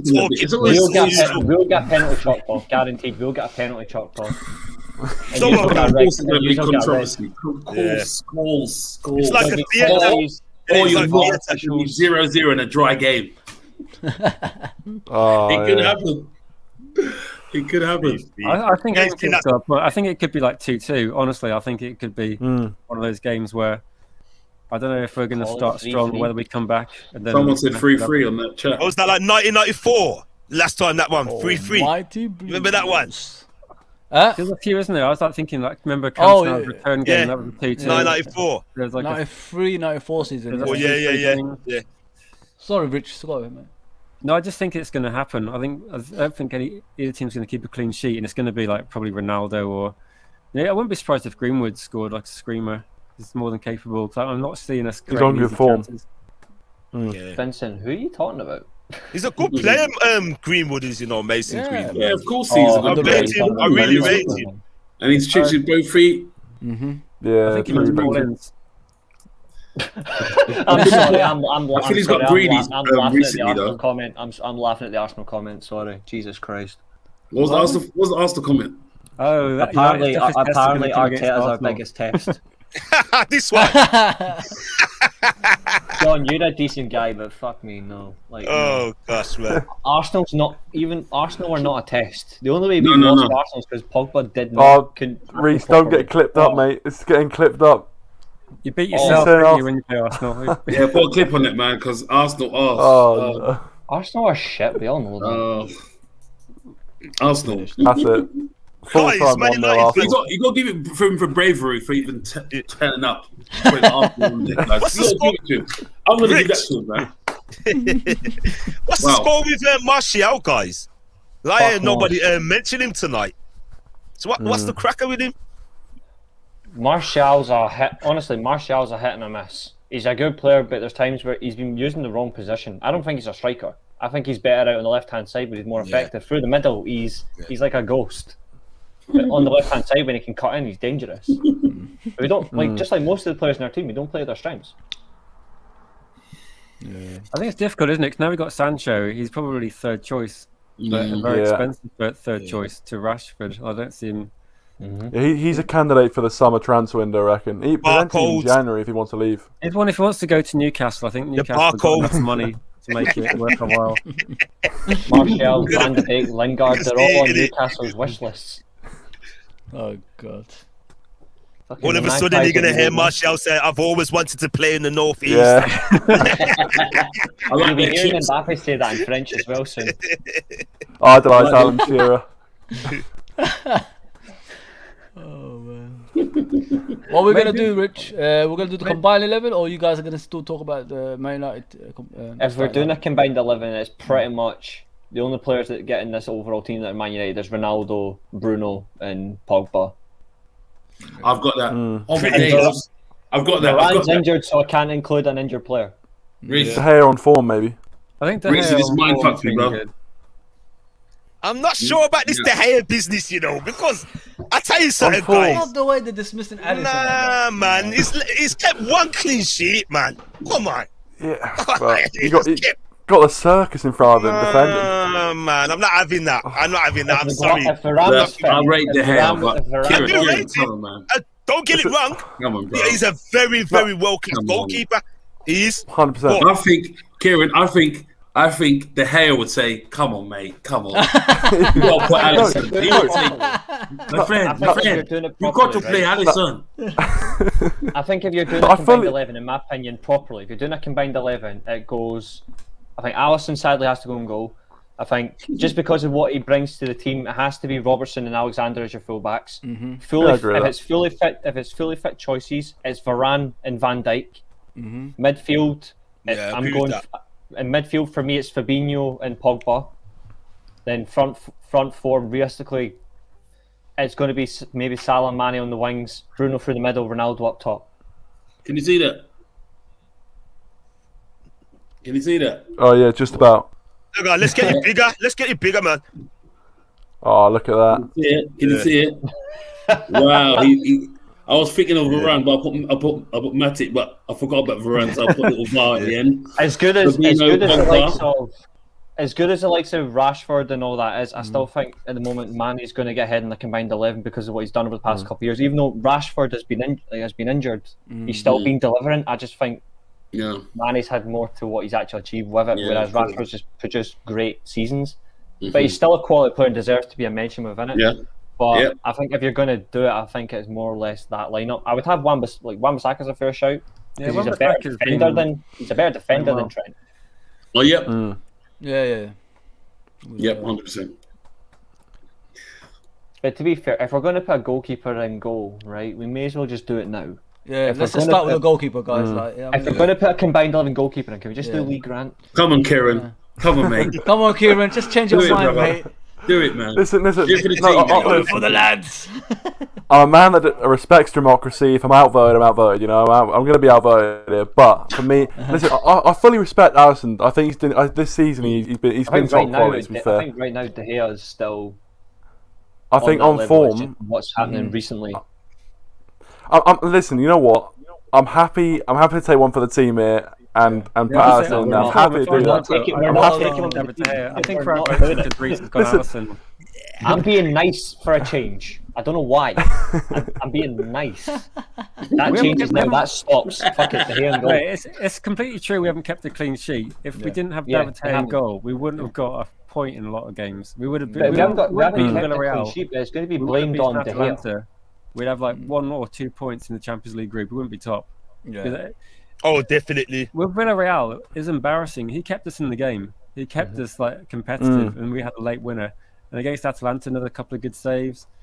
Every single game against Wolves, another couple of good saves. It's getting embarrassing that every game he's putting out a couple of fantastic saves, Yeah. and we're still conceding. Yeah. He's good. The sad thing is though, is like there's, I don't know why, but within pretty much every fan base, like there's always like your favourites for like players and all that shit. But we've got a Henderson, we've got Hendo FC, we've got De Gea FC. all due Just Kieran respect. Trello, though. I don't think there's much all can due do respect. Because we don't keep clean sheets, it all goes towards. Because we don't keep clean sheets, it all goes towards De Gea's fault, right? But when we keep clean sheets, Henderson's the best goalkeeper in Man United. To be but- fair, though, Henderson was playing in like the early cup games, wasn't he, against Exactly. lower opposition last season? And Henderson, with all due respect to him, he's a good goalkeeper, but look at the mistakes he made against Liverpool. Look at the mistakes he made against Sheffield United last year. Yeah. But it- Crucial like, mistake, like, yeah. we cannot Yeah. just you can't just put De Gea down in that manner. Yeah, he's had a bad 18 months. I'm not gonna dismiss that. He's had a bad 18 months, but within our fan base, like honestly, God, if you see United Twitter, I know Fozzie does, but because he laughs at it. But fuck me, if we don't keep a clean sheet, you guarantee it's going to be De Gea should be doing better. It's never the defense, it's De Gea. But No, when we it's get that's true. the thing, though. Do you That's think true, that's the that thing, is though, that true, if man. we concede a goal, as soon as we concede a goal, it's one person's fault. Yeah, You want yeah. to win It's it. not as a collective, yeah. Exactly. It's not One as a person collective, misses yeah. the tackle, 3 people are out of position. It's Fred's fault. And they're like, no, there's like 6 people But made a Rich, mistake. what you know, like, around Twitter, I'm starting to understand it now. You know, like, but the thing, what we need to understand with the Twitter and all that stuff, and you know, just mainly a lot of channels, they're young. You know what I mean, they're young, so they don't understand the game a lot. No, they don't. Like, No, we go way back, you know what I mean, so we can see the benefits of things, you know what I mean, along the way. That's But it, video games. Yeah, they just, I mean, one bad game, they just go on one player. It shouldn't be like that. I mean, it's Look always at, about the team. It's always been about the team. They're just young, This mate. what- They're just young. This is why I actually enjoy having conversations with you guys, even though you support a rival, right? See, like the one thing that pissed me off, and Rich will agree with me. What pissed me off is the people that immediately blame Fred for how we conceded the goal against Everton. When it didn't even start with Fred, didn't even end with Fred. Nope, There was at least nope. 6 players at fault, but who gets the blame? Fred. Yeah. I'm like, this is the problem. With, like, Because you've got an easy name to say. Yes, Say, remember. That's the Oh, let's- problem with fan bases One these syllable. days. One syllable. Yeah, One syllable. That's it, yeah. Fred. That's what Like, happens. honestly, Fred. like, David De Gea He's not plays even on the badly. pitch. He'll be injured. It's his fault. Fred. Fred again. but no one will acknowledge they had a good game last night. He did. He should have scored as true. well. He Yeah, should have he's scored a alright. couple of goals. He People should have get scored a an couple of idea. goals. Yeah. People get this idea in their head about a certain player, and it takes a massive amount for them to change it. So David De Gea was not great 2 years ago. Yeah. Yeah. Played okay for a lot of last season, but it's taken till now. Still for not people to enough. go- They're just waiting. It's in their. They're It's still in like, their. "Oh, we're almost not." And with Luke Shaw was great in the Euros. Finished the last season strong. It's only now, after like quite a few average performances, people are sort of coming around to okay, maybe he's not been quite so good this season. Yeah. I don't know what's going on with him because he had he was last season. He was fantastic. Yeah. Like as soon as he kicked into form, he's fantastic. He had a fantastic Euros. First English player to score in a European final, and then since then it's I don't know what the hell's going on. But same as Maguire, like it's went down in terms of performances. It just I don't know what it is, but there is a coaching issue there. And like must be another few things. I honestly don't know, but Yeah, people do also call out McTominay, and like, for some reason the criticism about McTominay is that he gives a lot of effort, which seems a crazy criticism, because he actually has passion and runs around. I think what the issue, I was talking to Fozzie yesterday, saying the players with more ability, like Pogba, I want to see them putting in the effort that McTominay does, because you don't want to see players that have maybe less ability kind of putting him, being as useful as players with more ability because they try harder. I mean, like Roy Keane wasn't like Zidane, was he? But because of work ethic, he actually could put in match-winning performances. I think that it shouldn't be a case of that. I think for some reason, like Pogba, he's very good in some games. You can't doubt his quality, but sometimes he's a bit of a passenger, and it does hurt. It's good to have all the talent. It's good to have all the talent in the world and be a fantastic player. But if you don't work, you're not going to be effective. And look at us when we played against like Leicester. Like they all gave up after 5 minutes. Yeah, I said that to Laser, Reese. I said, like, if you look at the amount of times Pogba lost the ball and he was just standing there instead of like chasing the ball back, chasing the play, it was just awful, man. I'm thinking to myself, that's what Man United has become. And how can fans accept things like that? Like you said, they keep blaming individual players, but as a team, they're just awful, man. I'll be real, they're just awful. There's no ethic. Like, you know, you got a manager there that's a legend, you know what I mean? And you expect them to try that extra harder for him, but they're not even doing that. That's the worst part of it as well. I don't know if they're down tools, but I don't like. I've never wanted anyone to like lose their job, but I think, and I've said it the past couple of shows, and I've been consistent with like I think the job's too big for him. I think he is out of his depth. I do like him, but he's a likable guy. He's a likable guy and all that. But it could be too much for him. And my question is to you, like guys with the doubt of Pogba, if Oli didn't start him against Liverpool, what would you say? I think if he didn't start him and we got a result and we were getting a result and then brought him on, if he didn't start him and he didn't get a result, if he didn't start and get a result, you know there'd be people. You know there'd be people blasting him for this, and we already have Pogba FC on Twitter and all that. They'll do the damage. The thing is, so this is the sort of game that Pogba would want to win at, isn't it? This is the sort of game that gives him a showcase. He's never really played well against Liverpool, though, Pogba has he? No. But like I said to you earlier, when you play against them teams there, even as fans, we like can't wait for them games to actually unfold. But can you imagine how players feel when they can't wait for them kind of games? You might see the real Pogba. I hope we don't. We might see the real Pogba on Sunday. You understand? Them kind of players that show, you know what, this is the game where I showcase my whole ability. He's one of the world's best players. I can't lie. He's one of the best players. When he's on form, he's one of the best in the world. Yeah, but the thing is, Anton, you look at Pogba for France, he's a different player, isn't he? Because he's got Kante doing the dog work for him. With Man United, he plays on the left, he plays in the middle, he plays behind the striker. What's his position? That's the question you need to ask yourself. Maybe he needs a settled position, doesn't he? For me, he's a number 8. For me, he's a number 8. He knows what he's doing in that midfield. It's just I don't think there's enough in there, and I think Himanshu's spot on. A free role, and I think only one player in the team should be given a free role. And it might sound a little bit far-fetched, but I think the only player in our team that should be given the free role, because he actually goes back and forth constantly, is probably Bruno Fernandes. I think he's the one that should be given the free role. But Pogba in that position as an 8, he's effective. He knows what he's doing. But I think you need 3 in the midfield when he's playing. Not 2. He's a quality player though, but I don't know what's, and we've been asking the same question for years. What do we actually need to get the best out of him? Love him. 5 years. Love him. I don't think we love him enough. A week. I think it's. I got a question. I wanted to ask this to the Man United guys on the panel. We was just talking about Solskjaer. It's clear as day the job is too big for him. Do you think he's too nice? Because I've heard rumours that he still calls Ferguson the gaffer. He refuses to park his car in his own car parking spot. So what's that about? He shows that respect to Alex Ferguson. He won't do it. He will not do it. But Reese, I think I talked about this with Laser the other day. You know, with Shankly, you know, everybody knows Shankly, yeah.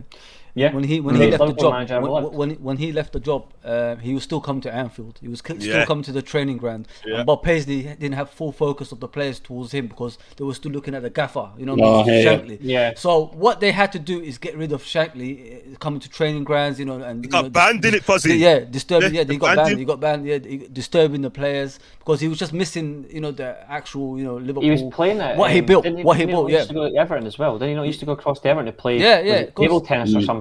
Because they turned him away. Because they turned him away from Anfield. Because Yeah. Bob Paisley couldn't get the full focus of the players. Maybe that's what's happening to Ole Gunnar Solskjaer. You know what I mean, every single time things go wrong in your football club, the camera's on Fergie. Every single know, it's time. weird, Understand? that is. True. Why is that happening? Things like that. True, Should, true. Should it be like I that? think they expect some form of reaction from him because obviously he's hands down United's greatest ever manager, and it comes down to that. And I'm thinking, I think you've got a fair point. As much as Sir Alex Ferguson is the greatest manager there, like for United, probably the greatest manager ever lived, in my opinion. Of course. But when you make a fair point. If the manager right now cannot stamp his authority and actually go, "This is my club. It's not yours. You used to run this club. Now it's my job." If he can't do it, then I agree. He needs somebody that can come in that can actually just take that forward and go, "Well, this used to be your parking spot. It's mine now. This used to be your club. It's mine now. I'm in charge." I absolutely adore Sir Alex Ferguson to death, but you make a very fair point. If Solskjaer was to do that, I think you would see something from that. I don't know what he does behind the scenes though, because behind the scenes he must be doing something to turn it around. Because it's clear that he can turn it around behind the scenes, but he won't do it. I don't think he wants to do it on camera because I think he respects the players too much. Where he doesn't want to show like what Mourinho did. All credit to Mourinho for what he's done in football. He would blast players, doesn't matter where you are. I think he would rather do it behind closed doors where it's settled Do there. you think he's getting influenced by Alex Ollie? Yeah. Do you not think that? Because He he always says, you know, we're gonna go back to the old ways and all that stuff. Football ain't back in the old ways anymore. No. It's It's moved different now. forward from there. It's more forward from there. It's evolved and that. But I don't think it's that. I don't think he's there because of respect in it. I don't think it's, and I like how he still calls him Gaffer, because you know what I mean. You don't go to your back to your dad even though he's still alive and say you're right, Paul. You say right, Dad. You know what I mean? How big you are. You know what I'm saying? You know that respect. I do like that part. You know what I'm saying? So if he calls him Gaffer, But don't you? that's not. But you know the players though, they're gonna look at that and think you're a bit weak. Even though there's a level of respect, you know, because we all know. Sorry guys, is my computer crashing? Yeah, it's a bit. You know what it is? My second monitor's gone off. That's why, because it's been in standby mode. Yeah, you can still for a while. talk. It's all good. Yeah, that's the reason why. It's all right now. So where was I now? Solskjaer. Yeah. So basically, you know, obviously Sir Alex Ferguson, I respect him as well highly. You know, one of the greatest managers in the game, you know, at the time. But I think it's time for Solskjaer. He should have stepped aside, as Anton alluded to, and said, look, I'm going to do things my way. It's my era now. This is a new beginning, a new chapter. I think sometimes with Manchester United and they're making the same mistakes as Liverpool, living in the past. And that's gone now. Ferguson retired 8-9 years ago. And it's time to move on from that. 8 years ago, he retired, Like not having ex-players back as coaches. 2013. I see that with like ex-players come back as coaches. You need to avoid that sentimentality because that's not really helping. I think Gary Neville summed up best when we got rid of Mourinho. United need to reset. It's everywhere. United need to reset. It's from top down. They need the absolute best in class. Gary Neville, times he can be a proper cockwomble. He can be a proper cockwomble. But he honestly does. I like him. I like him. He does say it in this manner. We do need the best in class from top down, and we don't have it. Do you think having, like, say, Klopp as manager, comparing him with Ollie, that some of the drama around Pogba, Alex Ferguson, Pogba would just be gone? If Alex Ferguson was in charge, we wouldn't have this contract running down crap. Pogba would have left years ago. So whether you think he's great or not, he would have gone or worked how Alex Ferguson wants him to work. Yeah, you either work for the team or you're gone. I think with it drags on, and you know, people like to do lots of videos about Pogba. It just gets a bit boring. Compilation videos. The other needs to move on. But I think that's a thing. You need to be a bit more cutthroat in terms of like coaching staff as well, because ultimately Ollie will get sacked if it doesn't work out. Yeah. Hopefully he doesn't get sacked. I hope he's got keeping forever. I'm laughing at the little squabbles in the chat. I'm laughing at the fact that there's actual comments saying people are making shit up. Everyone makes shit up. Like people actually speak. Exactly. Yeah. Exactly. Who's the bullshit artist? Who's the bullshit artist? I don't see any of them. All I see is 5 people. 3 of them support club I've hated for a long time. Someone will win on the weekend, and they'll go, but Kieran said it was going to be a draw, and like, Jeez, like, come on, Andrew. If I genuinely know the result, I'm putting a lot of money on it. I don't know. I think it'll be a draw. But I'm being I honestly think it'll finish 2-2. I think we'll go 2-1 up in Liverpool. It looks like a draw, and it does. Nah, 2-1 for Liverpool, man. 2-1 to Liverpool. I think it'll be the exact same as when Lallana done that crap. I think it'll be the exact same as when Lallana done that crap a couple of years ago. We should have beat you.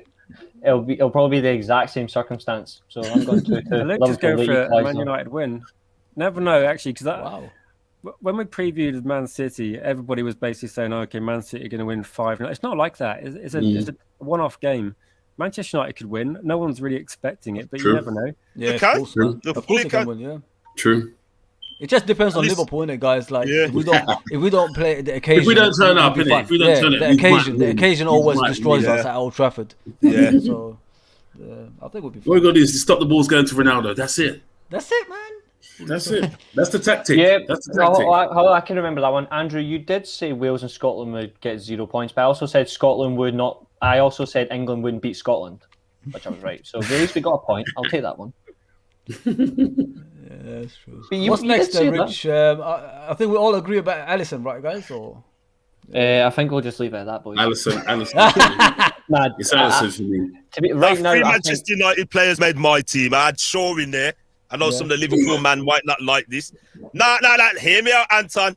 I'm not disagreeing with that. Hold on. I had to defend myself on a stream earlier, and the thing is, it's not overall. It's just recently. If Liverpool fans have to be honest with themselves and take off their, glasses, Robertson hasn't been good. He hasn't been up to the levels that he usually is. And I don't know if that's the He outperformed by that. I know Luke Shaw had an iffy game. Which one was it? He gave away a nasty penalty. I thought, what are you doing there? I can't remember the game, but he's been Luke Shaw's a good player, West Ham. He's a good player. So on recent form, I will put Luke Shaw in there and Fernandes gets in there. I'll go with that for a second. Luke Shaw left. Fuzzy? I haven't enjoyed Robertson this season. I'm sorry, man. I haven't. He's too tired, man. He's played too many games, man. He needs a rest, man. I think both right now needs a rest, man. He needs a long rest. Yeah. Okay, the midfield then, mate, innit? Right back, innit? We'll need to. Sorry. Yeah. Go on, Rich. Wan-Bissaka has actually been one of Manchester United's best defenders. I'm not saying he would get in the team, but I think he was one player that Manchester United fans probably scapegoated a lot last season in terms of position. A lot of criticism for not being more attacking, but defensively wise, he's always been quite good. So I think I would probably on form. I think Shaw is a bit hit and miss, but I can see. I think with Manchester United, the issue is not individual players. Sometimes it's the organisation between all the players in defence and midfield. But I'd put Wan-Bissaka. I think he's done well. Okay. Cool. So here's something then. Like you give us De Gea and Wan-Bissaka because it's pretty much accurate. We'll give you Samakas, who's been probably the better left back out of all 3. If that's how you pronounce his bloody name. Mikas. It doesn't sound right when you say it slow like that. But I don't know how to say his name. Smikas. Mr. No Sleep, the guy that don't get no sleep. Sounds like you're saying Snickers, but like you're saying Snickers, but you're taking it differently. Snickers. So who we going for right back? I'm putting Trent in there. Trent, man, all the way, man. I'm going Wan-Bissaka. Even I'm though not going to be biased here. Particularly for style, I think for style it's Trent. I'm I going think to go right now for form. for Trent because he can get us a goal and he's one of the best passers in the league. And They're both the same form right now. They're both in the same It's level of form. form right now. They're both like not Yeah. particularly great, but they're both being like particularly decent. I think Yeah. I can either or agree with that. really is. I can agree with that. I thought he had a good game last night, Bissaka did. There was a moment when he yeah. skinned one of their players. Yeah. Burnt them for Oh, pace. that I was was like, quality. whoa. Yeah. I can see why he used to be a winger. Yeah. Yeah, believe it or not. So, what do we agree with, guys? The right back. How many is what? Trent. I gotta put my hand up. Trent. I don't know. Anyone else? Yeah. And I know, I gave you Allison. Give us one Do beside. you know what? I'm gonna go with. Yeah. You I'm got gonna Luke go with Shaw as a Reece. left back. I'm gonna go with Reece. I'm gonna go with Reece. You've twagged me, man, like he was a salesman. You know what I mean? But, yeah, I'm Guys, gonna go let's with not Wan-Bissaka. I'm gonna go with Wan-Bissaka. I Has know. Wan-Bissaka played every Premier League game this season Yes. in the right back? I think I so. think Yeah. It might The only just game he sneak hasn't. the The edge only game. because Trent's The been only out. game he hasn't played this season was the game Villarreal. because obviously he was gone after that. Aye, the Villarreal game Yeah. as well. Sent off against Young Boys in the Villarreal game. That was it. He's only basically not played a game and a half. Oh damn! So it's down to Kieran and bloody Rich now. Oh man! I I thought we wonder lost. how this is gonna go. Nah, I'm gonna have to send the deciding vote down to Rich. I'm gonna say Wan-Bissaka, but I still think he needs to work on his attacking. But Wan-Bissaka for me, I reckon. All down to you, Rich. I was going to say Wan-Bissaka just based on he's improved this season, and I think he's been decent. Okay. Another one of those players a lot scapegoated last season. So is Wan-Bissaka then in it? He makes it. Yeah. Yeah. Fair So we'll go to the dues. centre backs. I can't complain about that. Anton, you're gonna like this. Go on. I'll go. Private chat. I'll go for Virgil, guys. Yeah, the centre back. One of the centre backs, obviously. Virgil and what's that one? I seen it.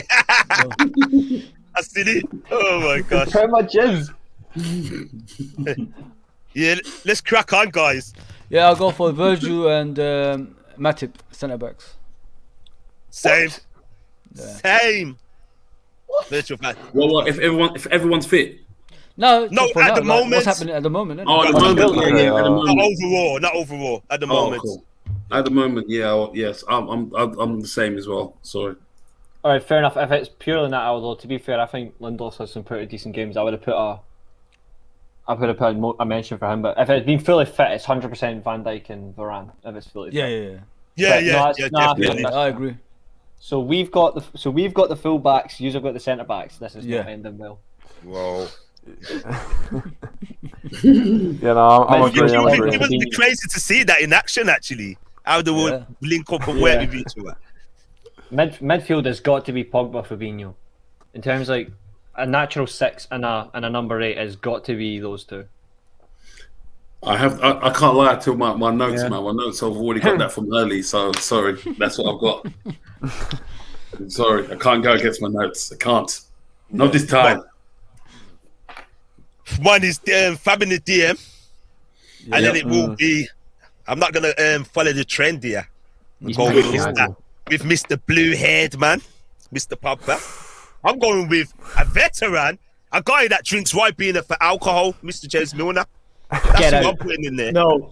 Guys, are we doing 3 in the middle or what? What are we doing? Hold on. Laser, you're breaking up, bro. I thought you said Milner. He said Milner. You heard me Say right. it again, please. You heard me right. Say it again. James Milner. James Milner. And I'll tell you why. Let me explain. Let me back my case. For Pogba, yes, he's good. I'm not saying overall because I think you are misunderstanding me and mishearing me. And I feel like I have to keep repeating myself like a broken record. It's on recent form. Poor Pogba, sometimes when I've watched Man United play, he's found one thing, he disappears, he goes hiding, and then he switches it on like a flitch, where Milner is consistent for the whole 90 minutes. Yeah, Maybe true, 70 minutes, 80 minutes, he gets one True, up. It's a workhorse, and to me, I'm basing this team for Sunday, and this is what you want. We want workers in a game of this magnitude. Remember there was cussing Liverpool when we signed him, and then Gary Neville, he schooled everyone. He was on Monday Night Football. He must have said, you know what? He won't be like your best player. He won't get 8 out of 10, but he'll give you 6 and 7 every single game. I was like, boy, What can you say about that? If someone's going to work for you, give you 6 and a 7 every game, Which Man United most need. people- Which Man United need in their team. 100%. What you basically summed up is 100%. Leave the shirt. And let me say one more thing quickly, please. You know, like some of the guys alluded to, I just don't understand why poor Papa doesn't do it in a red shirt. It's like night and day, France. Yeah. I know he's got great Fergie seen players. it. Fergie seen it, didn't he? He sold him. I just don't Milner is like understand it. Liverpool Party, some incredible energy. Milner is like Liverpool Park Ji-sung. Incredible That's got a energy. point though. Like that's our point. Like for us, Parch's song was Oh, he's literally brilliant. free Man. lungs. Yeah, The it was man good. was He was everywhere. brilliant. Brilliant. He was Exactly. good. He was was brilliant, underrated. man. Him and What we Carrick wouldn't do were for him now, underrated. man. Carrick, brilliant. Milner for us underrated. Carrick, Park underrated. Milner's underrated for you guys. Yeah. Yeah. So the- Man, this guys, is the man, I irony, like- don't like to see Kieran like this anymore, man. He's suffering badly, he's- man. he's I gotta be not- real, man. He's on a campus. We work with Kieran in the UFT there. He's already This is not the kid of this team, Irony man. for Laser's comment, there is What irony. happened? I don't know. I'm looking at him. He's just Talk to us, down. Kieran. Listen. There is an I irony don't know. too. I like what Owen There said. is an irony to your comment. Talk to us, mate. Talk to us. Come on. I just want to see so- before Kieran goes, there is an irony to Laser's comment. There is an irony about the workhorse and actually putting the effort in the work. Yeah. But if you say the words Scott McTominay, right, who isn't particularly great, but he actually does the work, he No, gets I the think he's a good absolute player. shit ripped out of him. No, And I'm like, I think you underestimate. I think he's a good player. I think he's a Yeah, really Not good you. player. I'm not saying that. I'm just He's saying only like, young as there's well. There is that irony where it's Milner, like he's an experienced veteran, he puts the work in and he gets praised for that, right? But because McTominay's young, and I'm not saying it's you guys, but you get my point where he is such a young lad, but he does all that, like he just puts the hard work in and he does this. Yeah. He's not particularly technical. Yeah, I think because it's he the age puts a shift factor. in. But because he puts a shift in, he's shit. It's just passion. But Oh, he's not. That's I don't nonsense, think- that is. I don't There's more think to shit. it. American There's more accent, to the side yeah. of I think football. you're That's talking about. absolutely nonsense, guys. You know what I mean? I think Yeah. McTominay's a good player. I think he's a good player too. I think I think there could underestimated be him. more to his game that he can develop on. I just don't know if he's going to develop under Solskjaer. I don't know, but he's a decent player. He could add more to his game, but I don't think there's anything wrong with having a work rate and Yeah. a desire. Yeah, he's not a to snazzy player. That's the I thing. think he's a shit version of Rice, who plays for West Ham. They're tall and they're dangly, and Yeah. you know what I mean. They got technique. He's got a bit of technique. Not as good as Rice in that way, but if you know when they're tall, they're stature and they're always there, and they can run forever. And he can on shoot from outside post. the box as well. Yeah. I do like him. I do like McTominay. Yeah. I do like Donny McTominay. He's Donny not is scared as better. well. I'll give Himanshu credit for his comment. Like Donny is younger and better on the ball, but the thing is, though, Donny just doesn't seem to understand how English football works. Yeah, I do like him. it's sad, like him man. as well. It'd be nice if Quality player, but he could doesn't do seem to assimilate this style of football. Like in terms of like this league, it just doesn't work. Is it because of that, or is just because of the players in front of him better, or he doesn't No fit the idea. system? What is it?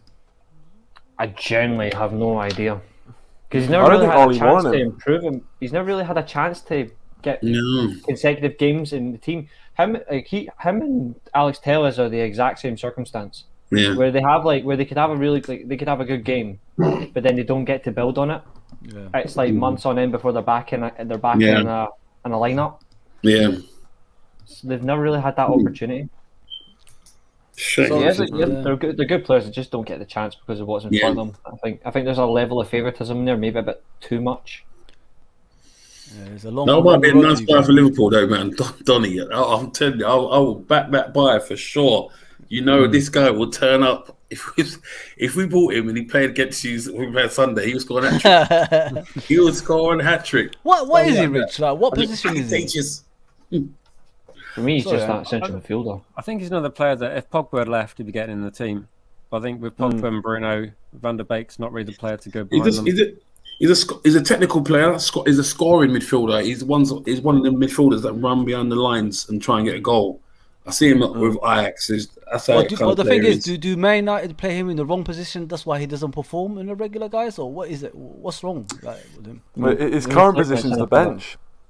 Yeah. So I mean, he needs. But When he I does think. play, though, do you ever see, you don't really see anything from him when he does play that thinks, right, he should definitely be in the team. He doesn't look bad, but he doesn't do anything that makes you think, why isn't this person is okay? He doesn't do anything that makes you think, why the hell is he not in the team? Is he had the chances though? He has a decent number of chances, I would say.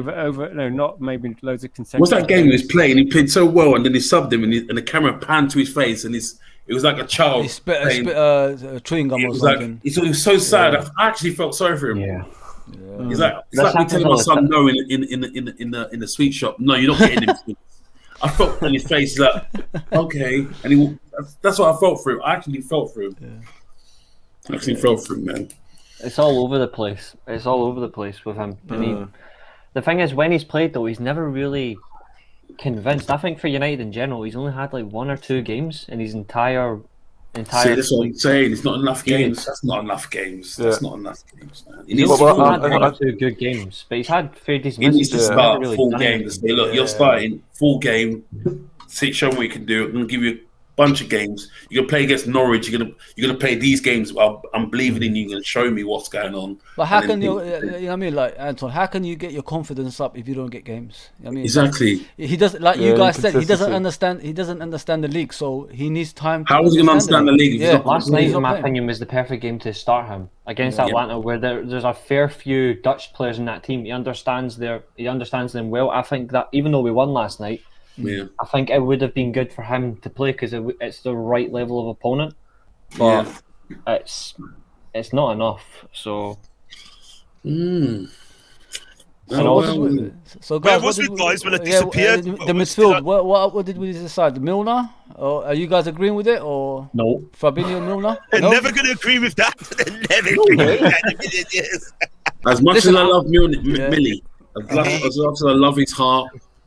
I'm gonna go Pogba, mate. I'm sorry. So, fair play. John, I've only seen one of your comments all night, and that was you saying Fraud Teta was gonna beat us. Who? Jonathan and our Arteta. He tells every stream to stop sitting on the fence. If anybody's got any questions, get them in. I've just seen arguments. I haven't really seen any questions. Yeah, it's true, man. All I've seen tonight, right, is men talking and boys arguing. Yeah. I like that one, Reese. The live chat is quality, but Jesus Christ, it is. But guys, we do agree Fabinho as a defensive midfielder, right? All day. Everybody agrees, yeah? All in favour say aye. Yeah, go I'll say aye. I'll say if we're having 3 in the middle, I'll say like Fernandez will be in there, right? Yeah, definitely Fernandez. 10. And there's one missing, guys, so we have to agree with one that's missing. Pogba. Everybody Pogba? I'm happy with Pogba. Even though I will personally put Milner in, I have to agree, and it's Pogba. Poor Pogba. Okay. So one defensive midfielder from Liverpool to Man United, yeah. So the front 3, you can't argue with it, guys. Salah, Mane, Ronaldo. Yeah. That's it. That's who I have. Rashford's not back yet, so properly. Even though he's scored. Even though he scored in 2 games, he's not really played enough to justify a selection. So I think you would have to play Mane. So do we all agree with that? So we're having Ronaldo, Salah and Mane. Yeah. I think so. Yeah. I think that's the best one. That's what I chose. Yeah, definitely. Because Rashford's only come back. Rashford has anyway. Yeah, exactly. Yeah. He's looking good though since he's come back. Rashford. I'm just glad he's not injured anymore. He looks bigger as well, isn't it, guys?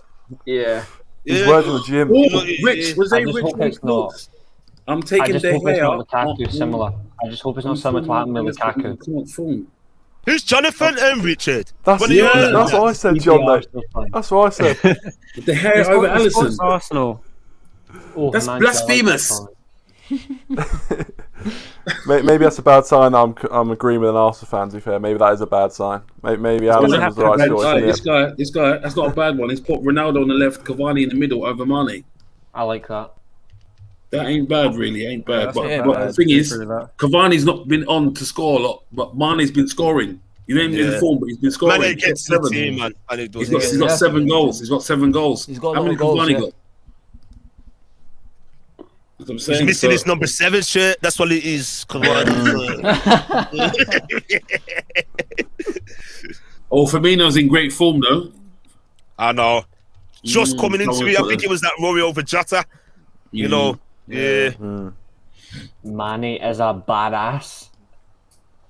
It's been good, lads, man. It's been. I really enjoyed it. He's a good player. Hold on, who's watching Mane's ass? No, Andrew's saying Mane's a badass. Like, he's a good player, but badass. No. I like this one. Get this comment up, Rich. The one on the. He's getting the team up. Yeah, I like that. Yeah? You've done that quick. Yeah. Everybody agrees with that team?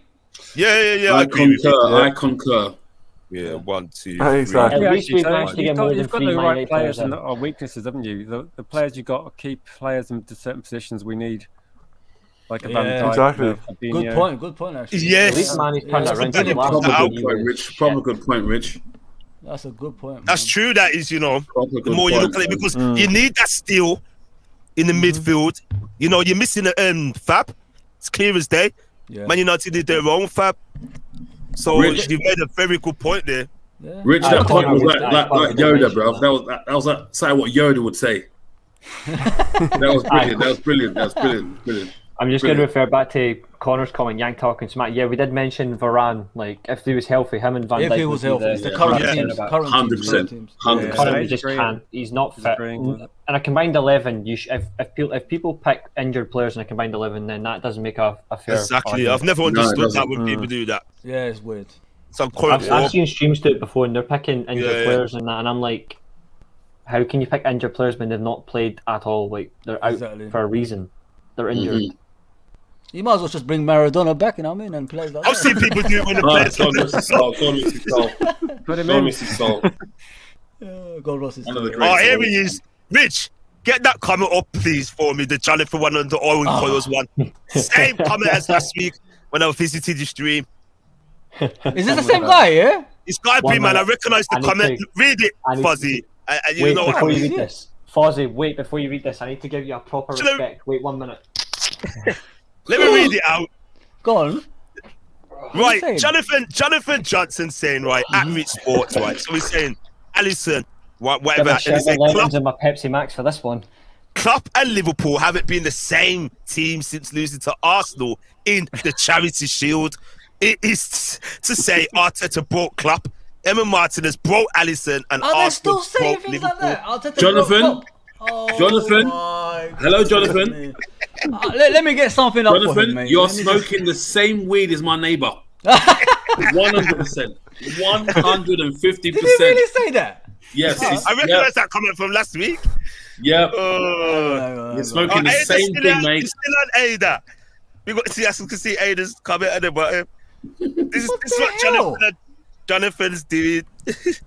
Jonathan will go like this. Let's look at the league, yeah? Where's Arsenal? Where? Oh, there they are. Yeah. Arteta did break Klopp, yeah? He did break him, yeah? Look where we are, mate. See them. I still can't see them. Highlight them one more time. Oh, there they are. Oh, there they are. Jonathan, stop doing too much of this.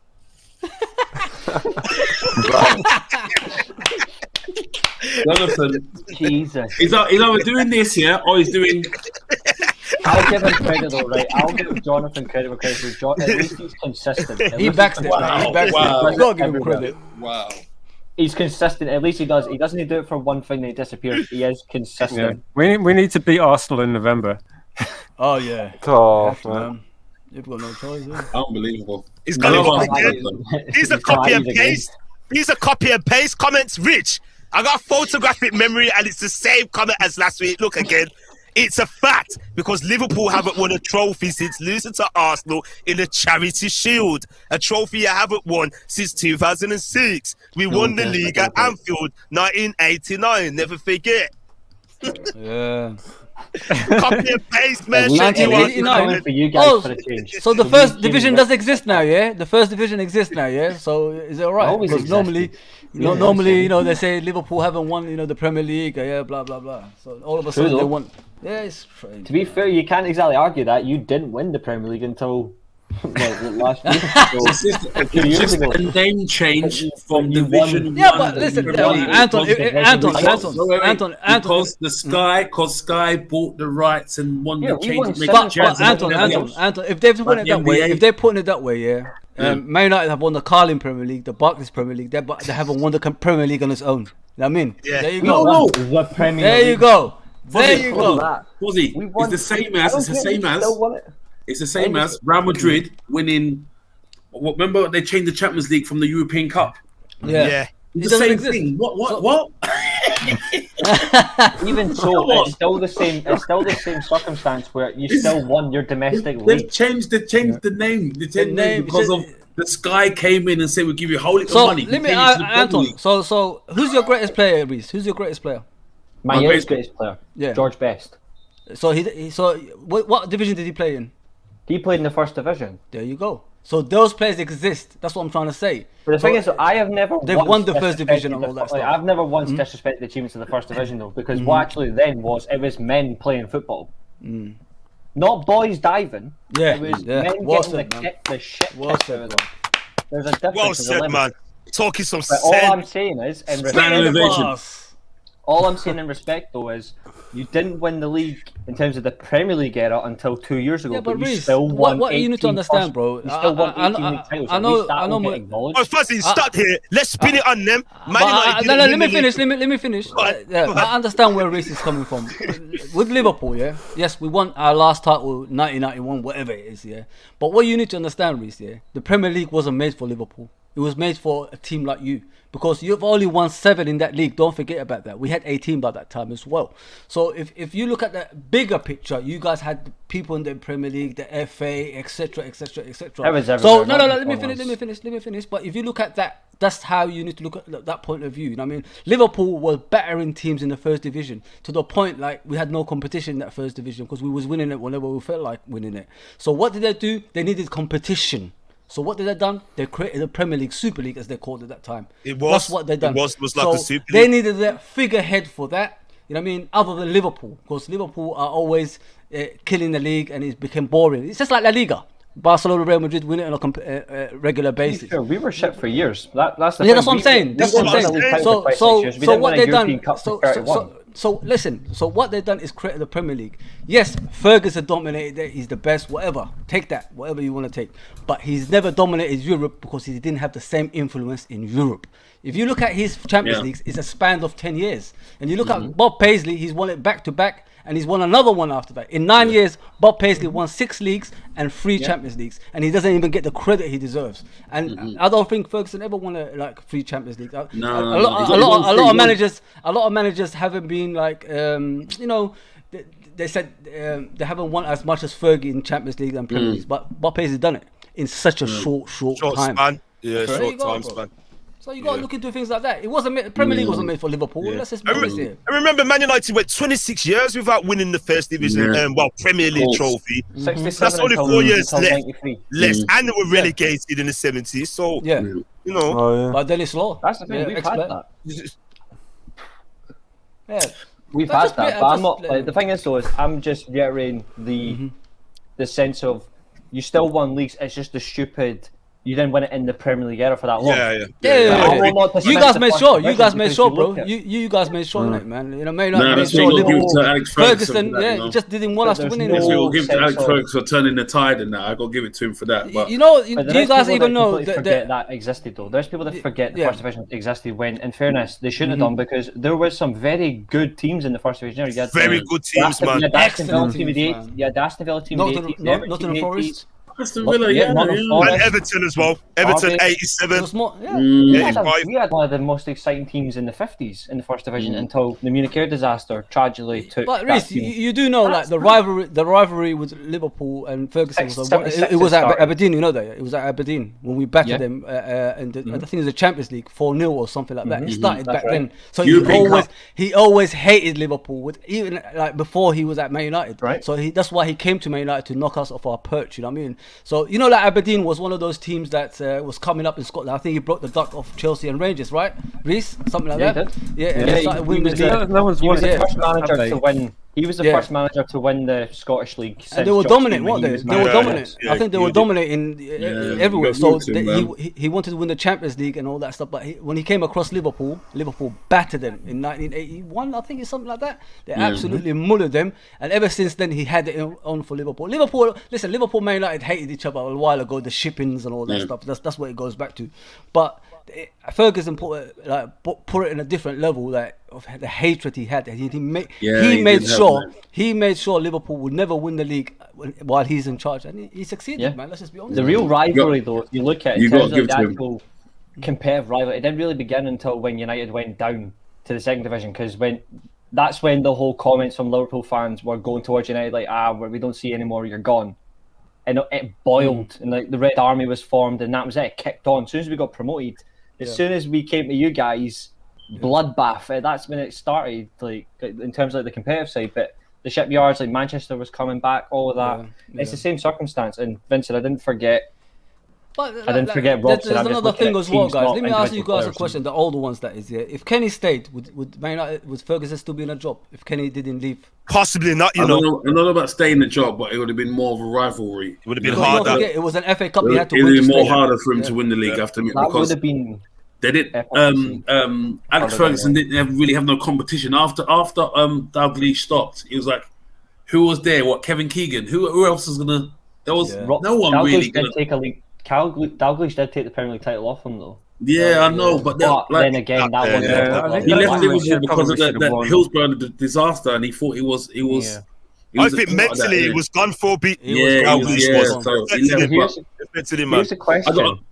Yeah. What went wrong with Souness then at Liverpool? What went wrong with Souness? Did he change things too quickly? The thing with or Souness what went was, wrong? Anton can concur this. The thing with Souness was he tried to change to. No, hang on. Let me restart. The thing with Souness was he had an aging team. Innit, Anton? Remember? We had an aging Jan Morbius, Ronnie Whelans, etc. We had an aging team from the 80s. So he tried to change a lot of things too quickly, and then it just went downhill from there. Didn't work like that. Yeah, he don't got do rid of that, the man. boot room. He got rid of the boot room. No, he everything, doesn't the do tradition we had. It's like Man United now. You know what I mean? You had a tradition of winning in a certain way. We tried to change it like that in the 90s. Like tried to make it into the current football so quickly. It just ruined. That Liverpool. wasn't very clever, mate. That was not very clever. Yeah, he tried to change too many things too quickly. Yeah, your new manager tough, isn't it? on territorial waters, and he just changed everything.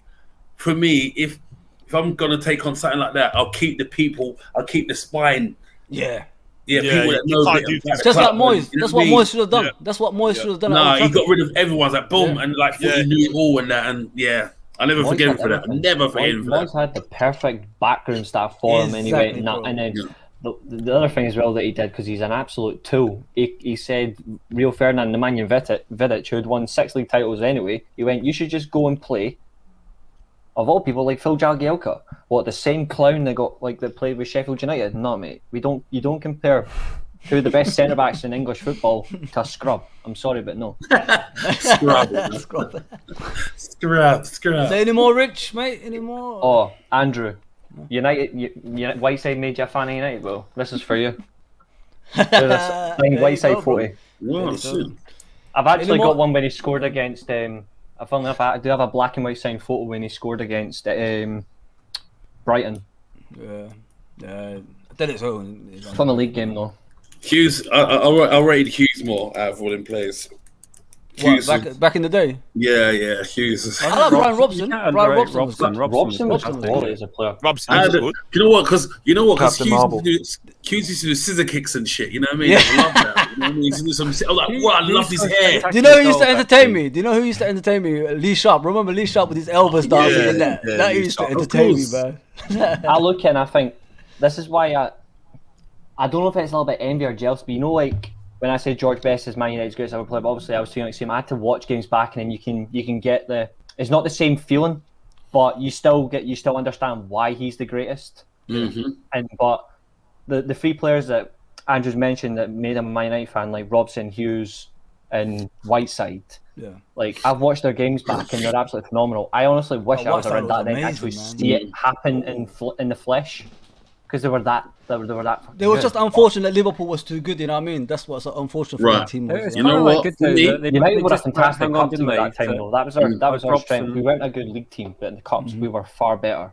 So, But Rich, Brian what you Robson and saying? Mark Hughes did actually, at least they managed to hang around enough to see the sort of the first few years of the the successful years. But Mark Yeah. Hughes though, goals against Barcelona in '91 in that final. Yeah. That second goal. That was a still revenge, Yeah, innit? yeah, Because he yeah. played for them, didn't he? Didn't he play for Yeah, them? yeah. Yeah, yeah. He He came back to Man match. United. He was on for a Yeah, hat yeah. trick and got hacked down. For like Yeah. a third for one of their. And he was players. a tough son of a bitch as well, wasn't Yeah, no, you could like kick the crap out of Hughes and he And he wouldn't go never down. He's like scored the opposite shit of goals Neymar. either. he? He was. Never.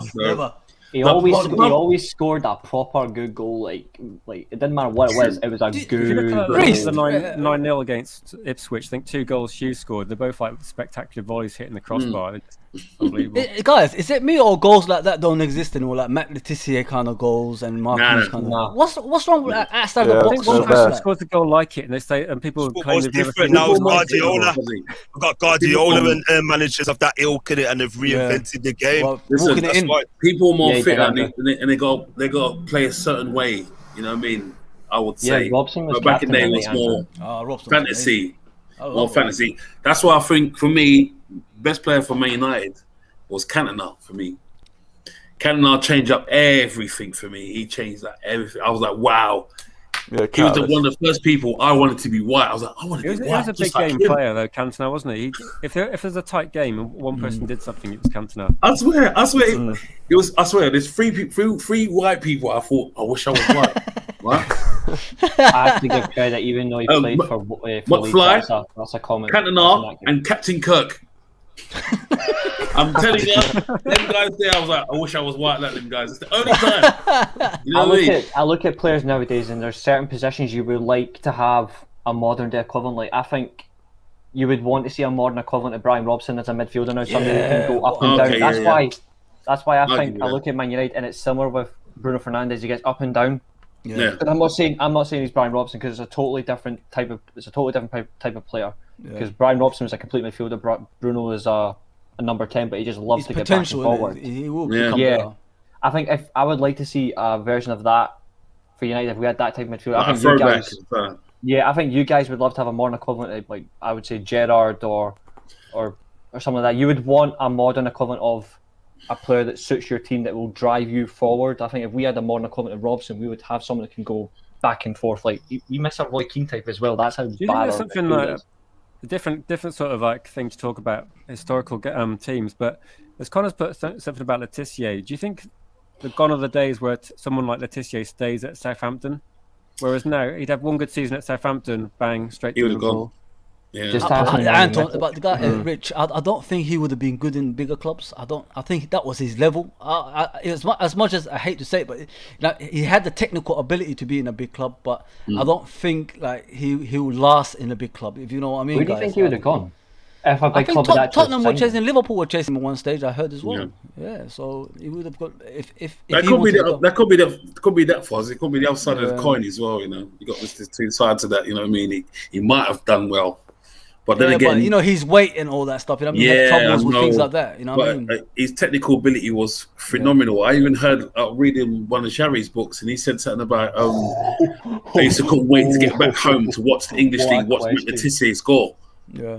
I remember them days vividly, like when it was like a goal of the month. Every goal of the month, Letizia was in there. Every one of them. I remember when he Oh, when man. Tybee done what he done as well. Beautiful. It was beautiful, Wow. the goals he scored. Like the Here's kick, a remember one of question the for kick you. ups on the halfway line, like almost. Like, Rich is dropped going to it read and something, was it, Rich? That's a question for you lads. Who was better in their prime, Keegan or Dalglish? Dalglish, isn't it? That's an easy. But Keegan, listen, Keegan was the player of the 70s. Yeah, without him, we'd probably not achieve like the Champions League. and all that stuff. Wait! Didn't Keegan win a Ballon d'Or? At, Yeah, he won- at he won Hamburg, Premier not League. You've been Liverpool. bloody in it. At Hamburg, not Yeah, I think Liverpool. it was like if you We've compare only had him- one player that's won the Ballon d'Or at Liverpool. And That's that's Michael Owen. Michael Owen. Yeah. Sorry, Doesn't Rich. make Sorry, sense, Rich. does it? Dalglish won it. Dalglish won it with Euro as well, didn't he? I don't think. Didn't he not win the Ballon d'Or equivalent in the 70s? Like don't think 78, he was. I think- something like that? With I don't Dalglish, he was more of an intelligent player, like a brainy player, like a Sheringham kind of player. They were smart. Yeah. They were thinking like way before the other players made the move. You know what I mean? They're like chess up there. They played the game like chess. Keegan's more like physical dribbler. You know what I mean? He was just at the moment do that trick, do that move. Then you know what I mean? I think it's a tough one. But players as men, you can see what kind of players they are. You know what I mean? Yeah, but listen, if he's got 2 Ballon d'Ors at Hamburg, it's difficult to compare him to like other Liverpool players because obviously he had 2. It's like comparing Ronaldo was a Manchester United legend. He had his peak years at Real Madrid. Yeah, as a Manchester United legend, he's not as good as Cantona. Rich, if you look at the Ballon d'Or, guys, how many Premier League players ever won it, or in this league? Not a lot. That's what I'm saying. Probably doesn't make sense, does it? That Michael Owen's not your best player. That's just obviously. We were shocked, man. Like, it was, Only it 2 was I was blown away, though. I was blown away. That says all for me. These 2 players are better than Michael Owen. It was the ball was bigger than him. He was like, Ballon d'Or. Sorry, Rich. What are you saying, mate?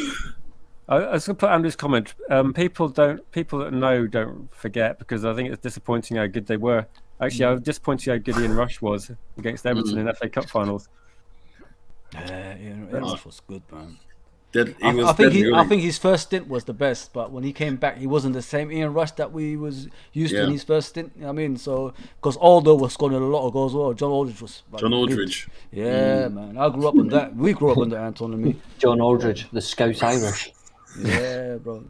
Then he done good. He done pretty well in Spain as well for Real Sociedad. You know, it's like goal per game. It's like I don't know, man. It's like it matches his the games he played. Honestly, that's how good he was, and he's not. Yeah, the team of the 80s are my team in a way, man. With John Barnes, Aldo, and Peter Beardsley and that. I love that team, man. This is a really good question, actually, because Thierry Henry is far superior to Michael Owen. I think it's just that it shows us a flaw in these sort of competitions. That it shouldn't have been Michael Owen. I agree with that. In 2001, it should never have been. But I look at the year Henry didn't win it. Nedved was quality in 04. Andrei Shevchenko was fantastic. Yeah, it's not easy, and I think it's just the timing. Some players were unfairly overlooked. Henry, in my opinion, did deserve a Ballon d'Or. Yeah, it's the timing of it. I think. Yeah, Nedved was firing all cylinders, man. Shoot with both feet out of the area, good touch. There were so many players though, and there was Zidane as well. I think Zidane was around that time as well. So there's and Ronaldo, the original one. You know what I mean? So there was a lot of players. This is not a joke. Right? See the Barcelona president right now, that Laporta. He's that deluded. He says Messi should have won the Ballon d'Or in 2007, not Kaká. He's a proper deluded cunt. I don't know what he was watching. He went on record saying that. He went on record saying that Kaká didn't deserve to win the Ballon d'Or in 2007. Messi. Because Kaká was crazy, and what to put ice on the cake is when he did what he did to Man United. I have to put it up. If it was my, I would. Seriously. I'm not. If it would have happened in my team, I would have bring it up 100%. Yeah, but Anton, didn't Ferguson dismiss him? He Ronaldo in that game. He dismissed him, didn't he? He was talking about Zidane, and he was talking about other players, Raul. When he scored a hat trick at I think. I'll tell you what, guys. I remember it vividly. I remember everything around it. I remember the papers, and I remember Old Trafford. They were singing "Who ate all the pies? Who ate all the pies?" Can you remember that? They were singing it "Who ate all the pies" because I think one pundit put on one of the papers. He looks like he eats all the pies. He's a shadow of his former self.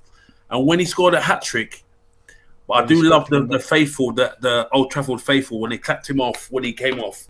That was brilliant. That was brilliant. He was one of the few players from that era that I wanted Man United to sign. The obvious others being like Ronaldinho, who were linked with Zidane, Bakayoko, like those players I wanted to count. But the Brazilian Ronaldo at that time, even though he was not at his best, he was still dynamite. And I was like, we grew up on that. Me and Anton, we grew up on that. I really think did he change football, Anton? Like the colour, if it wasn't for injuries, and all that stuff. Yeah. Honestly, do you know why he changed football? Because the players are the best in the world now, and the players underneath them players, he was their influences. Yep. He was their influences. Cristiano Ronaldo would not admit it, but most of his tricks are from Nazario Ronaldo. Most of his tricks are from there.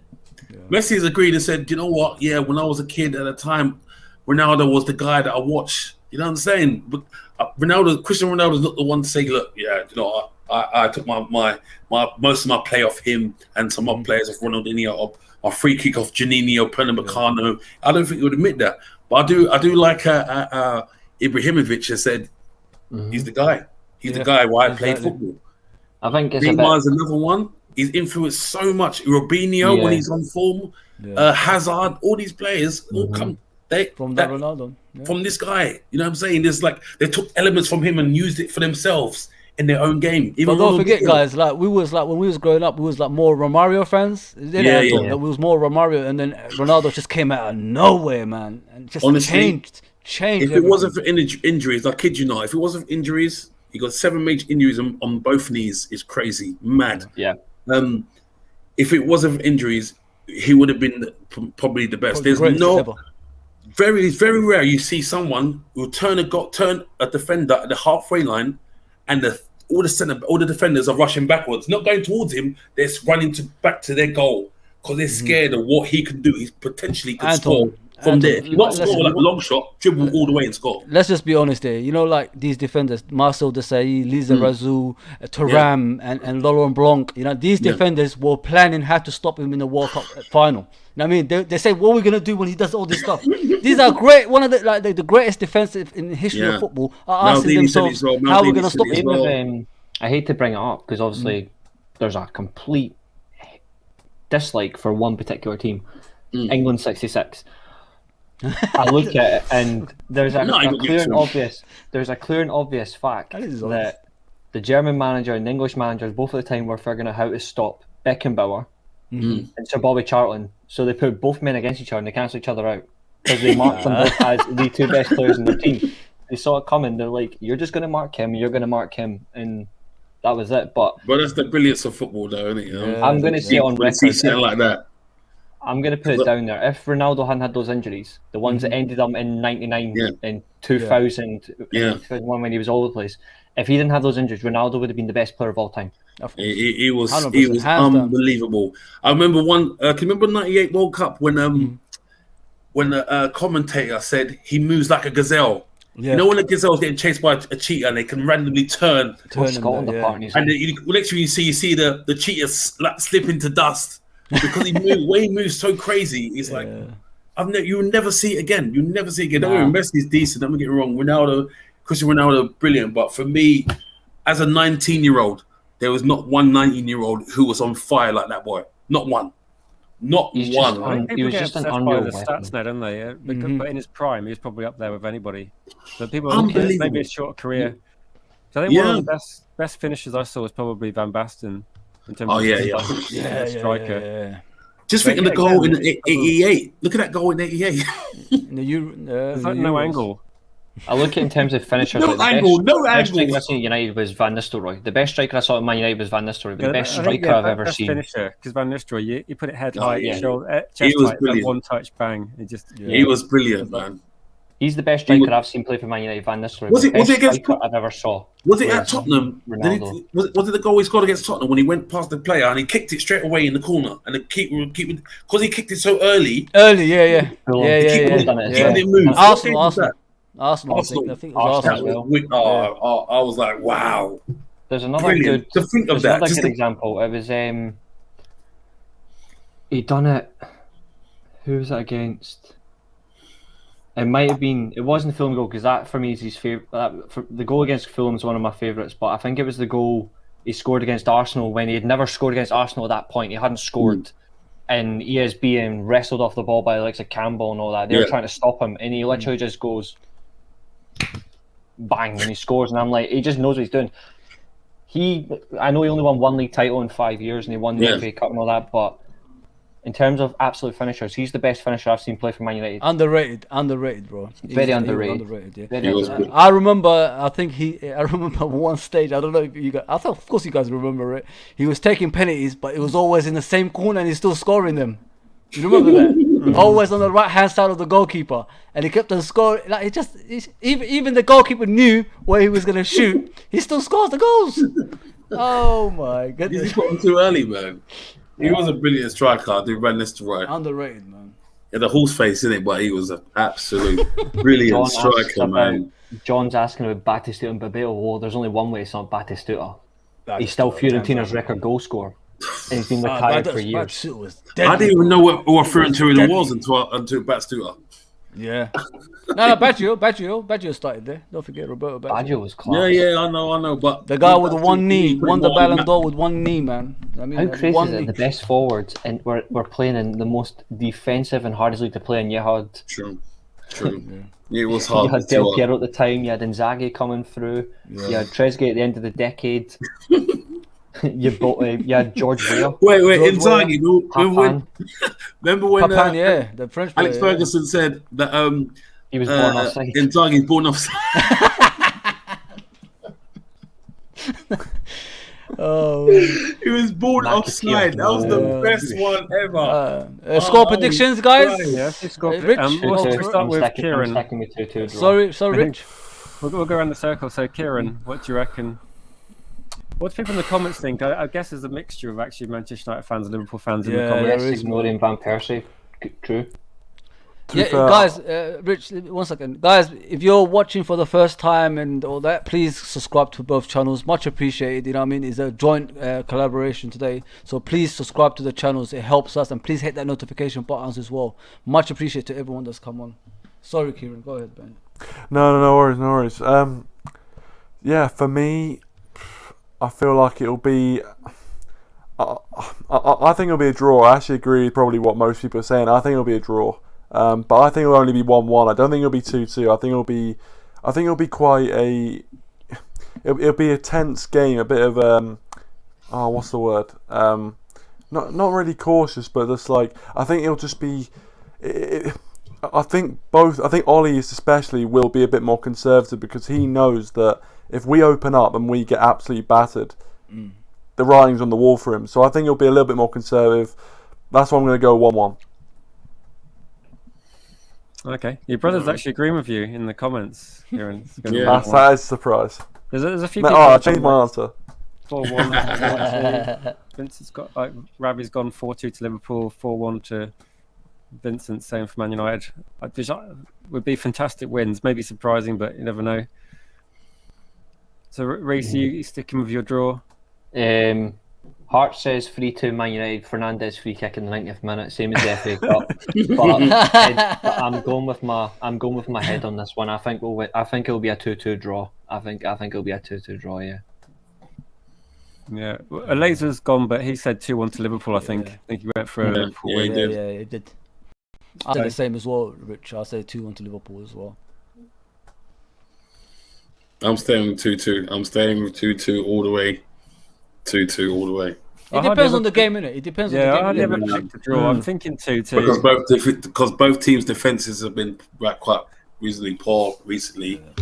I know they're going to try and do their best for the next game, but I can see it happening, man. Like, what that poor defender they're going to say about defensive errors. They're going to talk about it. I can see it. That's for me. 2-2. Yeah, also check out Kieran's channel, Red Devil Of Weekly. course, man. Oh, is it I'm Red gonna- Devil? Okay. That's it, Red Devil Weekly. Appreciate Cool. you. I can't believe it's John that brought it up as well. John Can't have does your LP, marketing please. for you. You got an Arsenal fan marketing your channel. That's interesting. Can't believe it. I'm not sure if you're a bit worried. Thanks, John. Appreciate it. Yeah, the links will be back down below, guys. The links will be down below. So But we're I'm going to go with like the same for some of the. I'm going to say 2-2. Yeah. But I think I can't remember who said that. Was that your prediction, Reece? I think it's going to be I'm going goals. 2-2. Anton and Reece, yeah. Yeah. But I think it's going to. Yeah, I think it's going to be maybe like individual strikes from Manchester United. Probably some like Greenwood. Maybe Ronaldo gets another tap in. I don't think we'll get a penalty, but it'd be funny if we did. I honestly think actually the problem is Ronaldo is less likely to get a penalty because refs don't want to give Ronaldo a penalty because of. Yeah, that's a strange one. That you're right. Actually, Rich. So What? even though Yeah. I can't remember which game it was where there was like 3 claims. It might have been Everton game. It's And I an think one of Everton them game, was definitely a penalty. And even the obvious penalties that he's not getting. So I don't think we get a penalty in this game. I think the ref would want to give one. Yeah. Yeah. Yeah. That's- I enjoyed the show, guys, man. I really enjoyed it. Thank you for the Yeah. calibration and that. Yeah, nice to meet Yeah, you I've had guys, fun. man. You know, Yeah, I think you There'll guys be as more well. to come.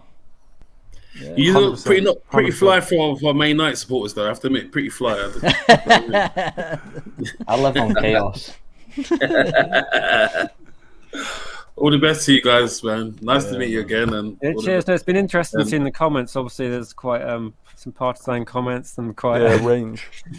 I think it's two teams that obviously there's a lot of history between the two teams and a lot of fan base. And I think the fan base has kind of recognised that as much as we don't really like Liverpool, you've got to respect the rivalry. And it's The a tough same game. goes to you. I said it earlier. You got to respect it. You know what I mean? You got to respect them. You guys are. Achievements, man, by both clubs. I hope I the mean, players. You're the only ones that who got more Rival trophies us. than us. I think you know. No, we've got the most trophies. Is The it? the Premier League, they're depends higher which than one us, you're and the FA counting.